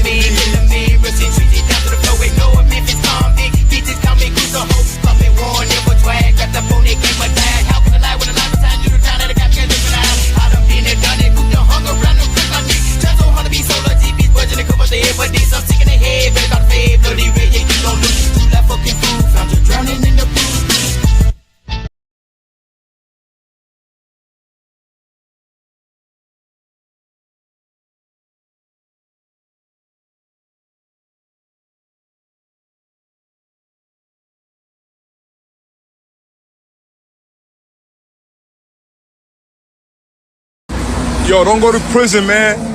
Don't go to prison, cause soon as you go. Yo, don't go to prison, man. Don't go to prison, cause soon as you go up there, thinking, oh, you so lit, you gangbanging, you a dumbass, your big homie dumb. That nigga ain't ABE. I don't even know how niggas get status. Yo, you're not supposed to have status if you don't even got your diploma. You know what I'm saying? And these niggas is in ABE. This the niggas, y'all niggas. Y'all know what ABE is? I don't know the full shit, but I know it's special ed. Special ed niggas up north. A lot of motherfuckers in special ed. A lot of motherfuckers in special ed. That's a fact in ABE. If you was up north, you know what I'm talking about. They sending niggas on missions. They won't even do themselves. So just be yourself, man. You know what I'm saying? Be yourself, you know what I'm saying? Don't be one of them niggas, you heard? That you're a civilian or you fought 50 your whole life. As soon as you go to jail, you like this. You like this. You like this. So all types of shit, like, don't be one of them niggas, man. They gonna say, dummy missing you, huh?